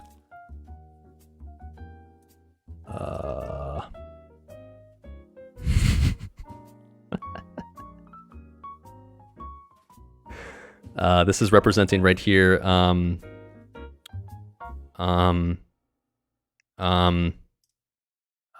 this is a cross, but I ran out of room. There we go. For the Christian stream. Yeah. Alright, then maybe like some down here. Bad color order? Yeah, I actually, you know what, let's, yeah, that's true. There we go. More symmetry is needed. There we go. Actually, you know what? For no reason at all, we're going to put actually the red one at the very end here. Actually, we're just going to make this entire length red. If that's something you can relate to, see a doctor, please. Okay. If the top of your gingerbread house is looking that way, it could be a problem. Consult your doctor. Thank you. Thank you. Okay, there we go. There we go. There we go. Huh? Alright, now we work our way down to the airsoft pellets. Let's get a little bit more liberal with these as far as how we spread them on here. Ah! That didn't work. Okay, well. I'm a little impatient on these ones. I'd rather just kind of... Okay, well, these require like little children's hands, and my hands are too old. Okay, well, these don't stick at all. Yeah. Alright, just gotta... Oh, there we go. Dig it in nice and deep. Don't forget the coom tips on each... Well, you know, I don't think every single piece of candy needs coom on the tip, but maybe just one piece might be appropriate.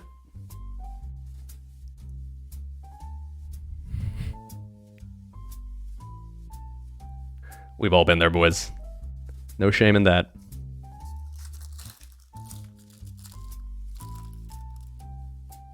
Alright, now what do we want to put on the side here, actually? Let's see here. I have an idea.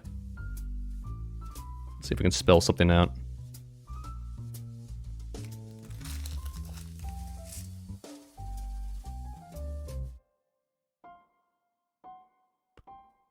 Okay, hold on. Patience, patience. It'll all come together, I promise. Spell out POG. I'm gonna spell out something a little bit more fun. If anything, it's topical. Thanks to what we talked about earlier. Not sure how well this is gonna work, but I'm definitely not gonna have space for it. Well, can't believe you've watched this for over an hour. Sir, you're watching wholesome Christmas content. What's not to like, dude? Come on now. Spell out Pokey W. Tempting, but unfortunately, I'm gonna run out of airsoft beads if I do that, and I ran out of money to buy more because I'm too busy paying for my tier 3 sub to her, so sadly not an option. Okay, so like, hopefully you can kind of see what's coming here, alright? Maybe like squeeze this in as well. Oh, no, I think it's fine. Just can't see the yellow one very well. Fuck the yellow bead. Get out of here. Okay, there we go, there we go, there we go.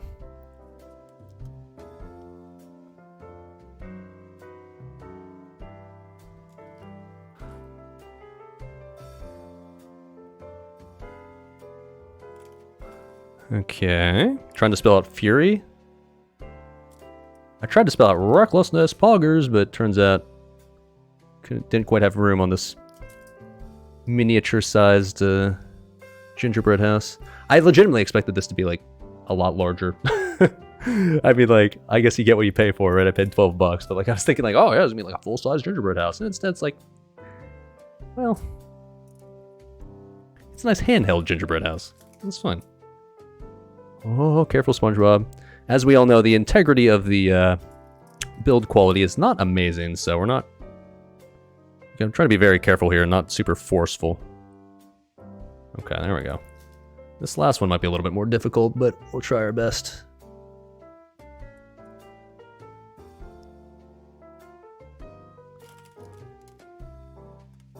It's a one-handed gingerbread house? Yeah. Exactly. So that way you can use your other hand while you make it to worship Jesus. Because as we all know, Christmas is a religious holiday. And if you're not going to Catholic Mass at midnight on Christmas, you deserve to burn in hell. You fucking heathens. Where are all my good Christians in chat? You guys know what's up.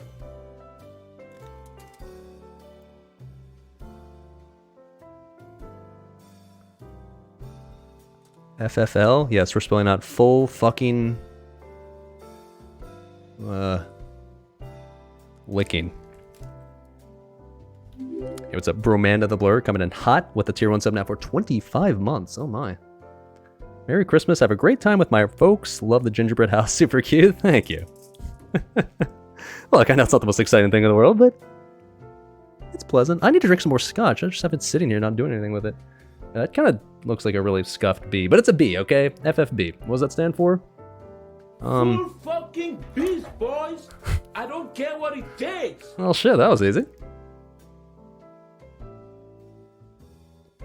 I don't even have to say it. Okay, nice. This is the full fucking Biss house right here. Complete with the nice veiny, throbby roof covering with a little extra paste at the end here just to make sure to preserve the structural integrity, of course. Okay, okay. Now, what do we put on the other side?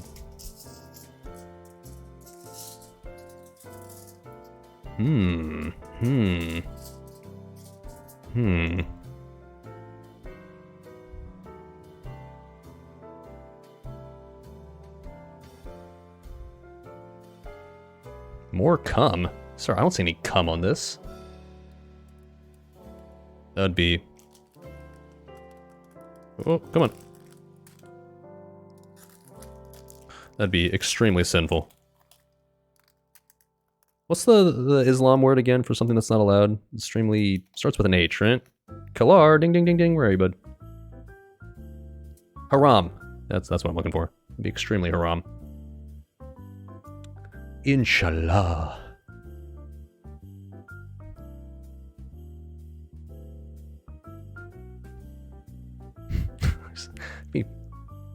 Oh, you know what? Nah, I've got a better idea. Fuck all these. Get the shit out of here.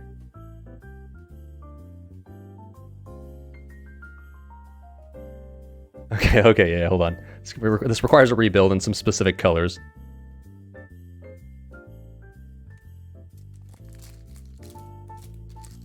We're gonna use a lot of the red ones here. Gonna take some artistic liberties. Alright, there we go. This isn't cum, it's still wet? Of course it's not cum. It's Jesus' love for us. What did you think it was? Okay. POV. You're a WoW player.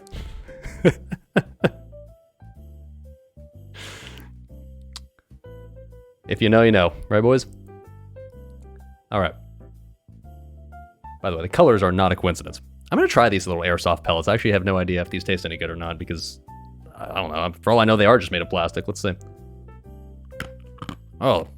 If you're looking to break your teeth, yeah, it's pretty good. Pretty good option that way. Jesus Christ. Shoot them out of your ass for you guys? Oh my. That's going to be on the after stream, boys. Oh my god, I should not eat more of these. That's legitimately going to crack a tooth. Monka Giga. Not recommended for children. Of which this house is made for. Okay. And the last thing, I guess we need to decorate the front, right? I'm not very creative, so you know what? We're going to go for something legitimately a bit more wholesome on the front, I think, because I think we've made enough. Definitely not sexual jokes on the sides.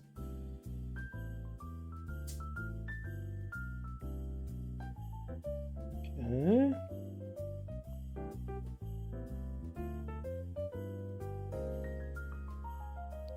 Okay. You'll see it once it's done, I promise.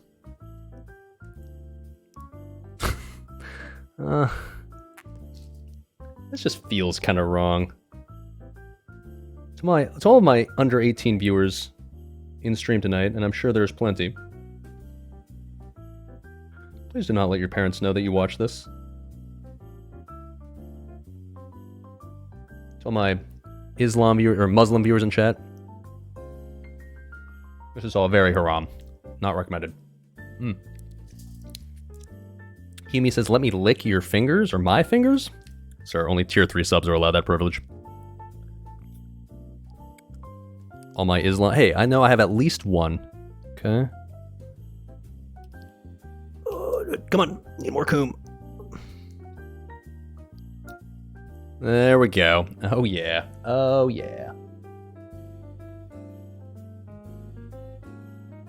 The front door of this house is going to be completely covered, but that's okay. I don't think anybody needs to go inside anytime soon anyways, right?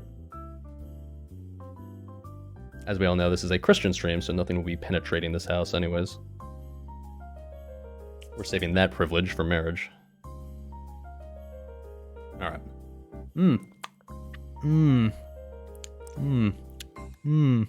Where's the salt? Yeah. This wouldn't be a true SalvDali dish without just like absolutely covering this in salt. Alright.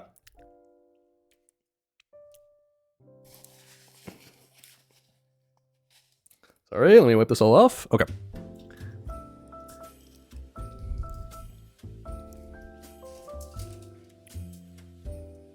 Aw, look at that. That's you, chat. That's you. Now let me... Okay, I need to actually see this so I can put the dots in the right spot.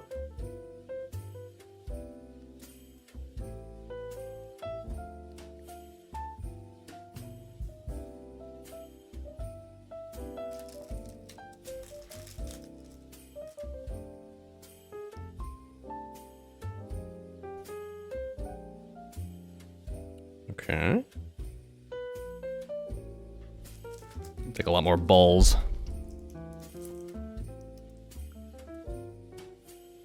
The door? Yeah, the door is kind of permanently shut at this point.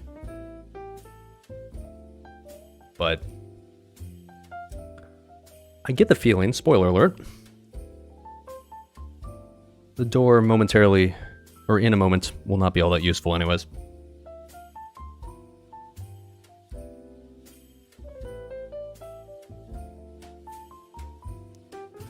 Okay. Poor guy got born with eyes of different colors. I mean, it's like what's that condition called? It's called something like when you have like different colored eyes, like heterochromia or something. Yeah, I feel like this happy face definitely was gonna look better in my mind, but there you go. It's a happy house, okay? It's a happy little gingerbread house. It's you, chat. How adorable. Okay, let me put these airsoft pellets somewhere where they're not going to spill all over the fucking place. Alright, so. Now put a dong on it, sir. Way ahead of you. Okay. Pretty sure it's called Scherzeritis. Max Scherzer's the only one who's ever had, like, different colored eyes to the point where, like, you can see it, like, 10 feet away. It's kind of impressive, actually. What's up, Flyka? VG is waiting for me on Ganas. You never know, man. Like I said, I don't have any immediate plans to join a guild, but we'll see. We'll see. Okay. We'll go see a dentist after the stream to make sure none of my teeth are cracked. So there you go. Little gingerbread house for you boys. Oh, hold on. Get that little extra one here. Yep. Let's get an up close and personal view, shall we?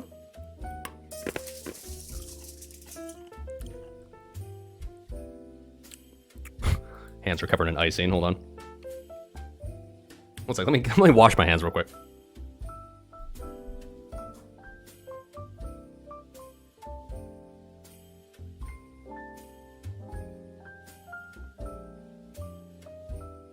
All right, so we are giving you the full house tour. So, go around here. We've got the front. Okay. That's you, chat. That's you smiling there in the front. Okay, that's everybody sitting there at Twitch chat, enjoying themselves, having a good time, having a Merry Christmas. We got the side, a little close up here. Sound alerts in chat know what's up with this one right here. Nice, nice. That's maybe kind of, I'm not gonna say like that's the future of the stream, but at least we're gonna perhaps dabble for a bit. There's absolutely nothing on the back because, well, no one cares about the back because we're not looking at the back. Full fucking There it is. beast, Yes, sir. boys. I don't And then care finally, what it takes. POV, you're a classic WoW player. This has been you for the past 3 years. But hey, you know what? We're all gonna get there, bros. We're all gonna make it. One day, even classic WoW players might solve this problem. Can't guarantee it, but we can hope, right? We can hope. All right. Oh, yeah. Okay. And now, the part that I'm sure everyone's been waiting for.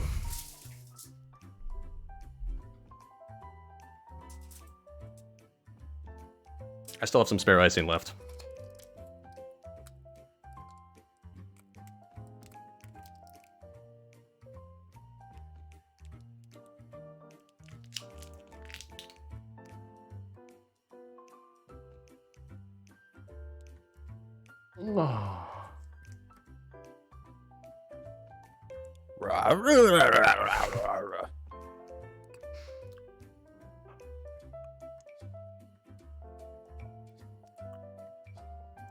It tastes like sugar. Paulette, Paulette, Paulette. Nothing needs to be pulled after that. The pulling has been completed, if anything. Well, there you go. It tastes like icing. I mean, honestly, man, it tastes like pure sugar. It's not bad. I mean, like, you know, I've squirted worse things into my mouth before.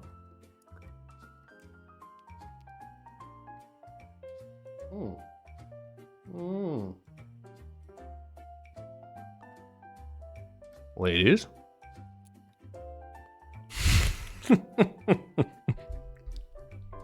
What else are you gonna do with excess icing, right? Been there, haven't we all, at some point?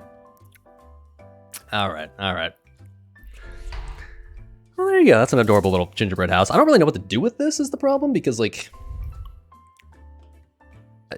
I'm going home tomorrow. I can't really eat this, and, like, if I leave this out, it's gonna be gross by the time I get back. Do we just destroy the house and maybe take a bite along with it? Punch it? I'd rather be like Godzilla first, okay? I apologize for what I'm about to do, but it needs to be done.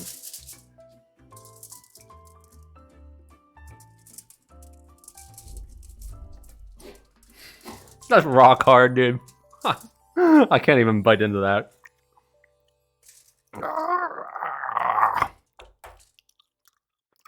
My house.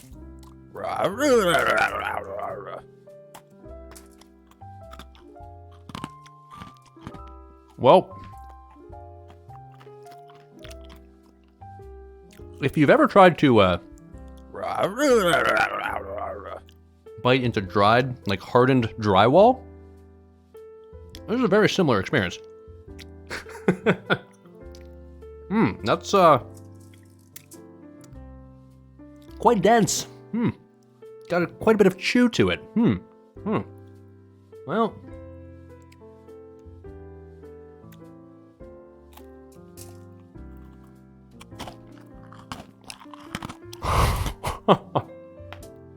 Well.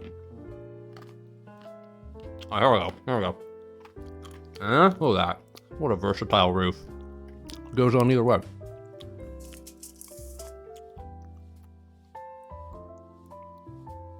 I mean, okay. Once you get past the initial stage of nearly breaking your teeth off. The gingerbread is fine. I don't know. It's edible. If I was starving to death, I would at least consider eating it. If the alternative was starving to death, I don't know. But yeah, I think the rest maybe we'll save for later. One more bite. I'm not gonna lie, it feels kind of bad to just like eat into this and like kind of break it apart a little bit. I'm not gonna lie, I'm kind of proud of my little house, which is now missing most of its roof. There we go. You think this might outlast a nuclear winter? Yeah. Oh, okay. Well, it had a good run, but now it's a fixer-upper now. All right. Yeah, POV, your house is in Florida. Exactly. Well, as tempting as it is to eat the rest of this, I don't want to have food poisoning during my plane ride tomorrow, so perhaps I'll stop here and maybe freeze it and save it. I'm a cheap piece of shit. Like, yeah, I could just throw this away like a normal person, but I'm gonna keep it and freeze it and just eat it when I'm like really fucking desperate.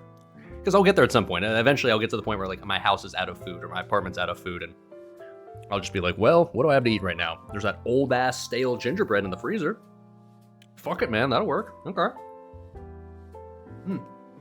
I freeze that icing, it's gonna be able to cut diamonds. Yeah, maybe I'll use it like to polish my teeth. Be like nice and abrasive. Perfect. All right, so I've been sitting here the entire time with scotch that hasn't been drank, so let's work on this, and then we can call it a night, shall we?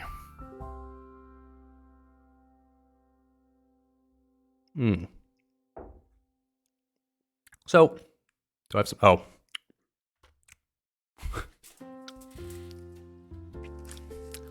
Once again, I mean, we've all been there at some point, right? There we go. All right. So, describe the taste. Tastes vaguely of pineapple. So, somebody was asking earlier what I wanted for Christmas. And besides a bunch of mysterious looking white goo on my lips, which we've now taken care of, what do I want for Christmas for this upcoming year? Hopefully some sort of long-ish term solution to, I guess, replacing speedrunning as my main content. Something hopefully that'll be, I'm not going to try to say equally as entertaining, but at least something that is worth sticking around for. Not only just for you guys, but for me as well. Because, I'm not going to lie, focusing my content around like speedrunning has been kind of my bread and butter since I started streaming Classic, and the fact that that is now, I guess that chapter's ending means that whatever I decide to focus my stream on next certainly has no guarantee of success, so.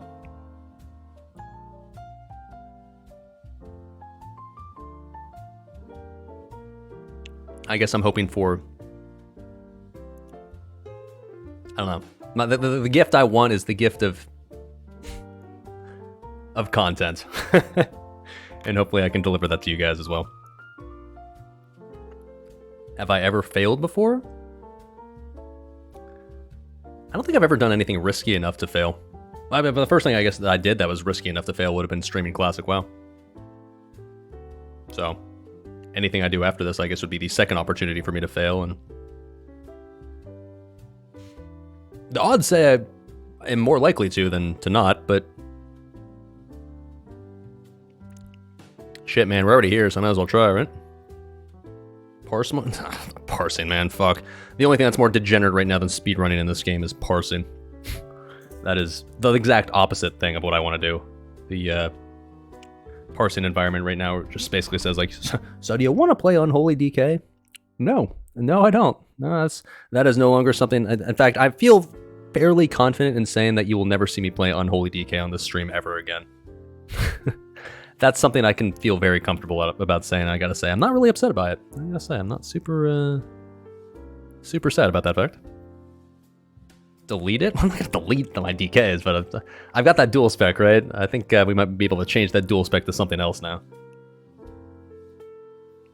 Can be the top arms warrior while sundering for Alondo. What an honor. Ooh, that does sound appealing. Okay. All right.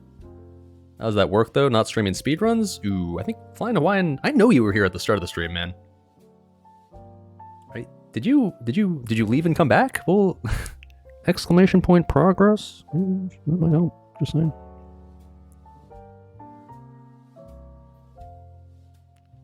Admittedly, you missed a little bit, bud. So as for what I'm doing instead and what I'm doing next, that's remains to be seen. In the short term, I guess we're going for we're probably gonna be doing some, like I said earlier, some GDKPs. I don't want to commit myself to anything yet, just because that's something I kind of want to give a lot of thought to over the Christmas break here. But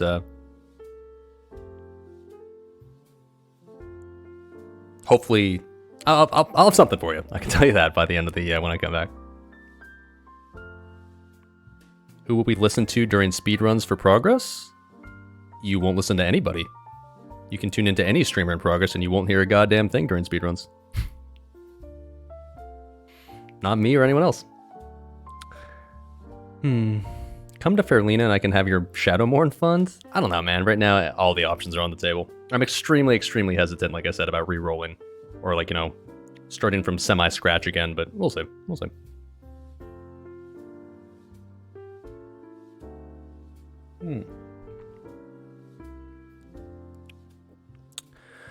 Alright, kids. I think we'll call the stream right here. That was a fun little gingerbread house making. Maybe one more bite for the boys. See this little corner here just begging to be eaten.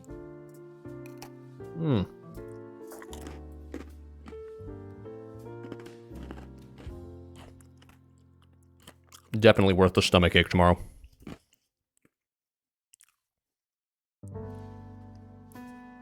Alrighty. What am I going to do the rest of the night, and when will I stream again? I'm glad you asked. I mean, for the rest of tonight, I'm going to be packing. Not very exciting. But as far as the upcoming schedule, I'm going to be flying home, like I said, for the holidays here, starting tomorrow. So there's going to be no streams between tomorrow and next Tuesday, so I'm going to be gone Tuesday to Tuesday. The next stream we'll have will be on the Wednesday after Christmas. So you got that to look forward to. I can tell you, like, in the immediate short term, it's probably going to be either farming gold to try to fund GDKPs, or raiding GDKPs, or completely WoW unrelated IRL content that I've got some fun ideas for. So I don't have any sort of set schedule in mind, or like this day I'm going to do this day I'm going to do this. I don't fucking know yet. We'll figure it out. But if anything, I can tell you confidently, I'll be back not this Wednesday, but the Wednesday after that. No IRL at home stream? We'll see, man. Like, you never know. There might be a spur of a moment sort of thing. But if anything, I think what might be more likely is I might do a stream where I do what I was talking about earlier, where I walk around somewhere, record it, and then I'll show you guys the footage later and kind of commentate along with it. So kind of do like a pre-recorded live stream, if that makes sense. But I'll still have the interactivity because I'll be like presenting it live and showing you the footage not live, if that makes sense. We'll see. I don't want to make any guarantees though. We'll see. Otherwise, you guys can do ! Discord in the chat if you feel like joining my Discord. It's a place where I'll post stream news, stream announcements. Anytime I go live, make sure to ping you guys. Place where you can ask me something like, wait a minute, did you get kicked from progress? Yes, this entire stream is just to hide the fact that I was actually kicked and too embarrassed to admit it, so hopefully you guys are, hopefully I fooled you guys. And yeah, I hope everybody has a Merry Christmas, or if you don't celebrate Christmas, whatever the fuck you celebrate instead. If you don't celebrate anything, then I guess I hope you have a nice week. That's depressing, but I'll be back before the new year, so we're not going to be like, see you next year, because that's lame and not funny, but anyways, I'll be back before then, so it's all Gucci. And appreciate you guys watching just this entire past year. I know that there's been some ups and downs. It feels like there's been probably more downs than there have been ups, but I'm not disappearing. I'm not like, well, we're done speedrunning, so goodbye forever. Can't make any guarantees for this next year, but hey, you know what? We're going to try our best to keep it rolling, I guess, any way that we can. So I guess if you'd like to see how that goes, make sure to tune in starting next Wednesday. Cool. So anyways, Appreciate you guys hanging out. Appreciate you guys keeping chat lively as always. Hopefully you enjoyed the little Christmas party. Okay, make sure to take some leftovers on your way home. Make sure to drive safe. Make sure to watch out for animals. Watch out for any road crossing animals on your way home. Make sure you take a picture at our little Christmas picture station before you leave. Leave it on the tree as an ornament. All that good shit.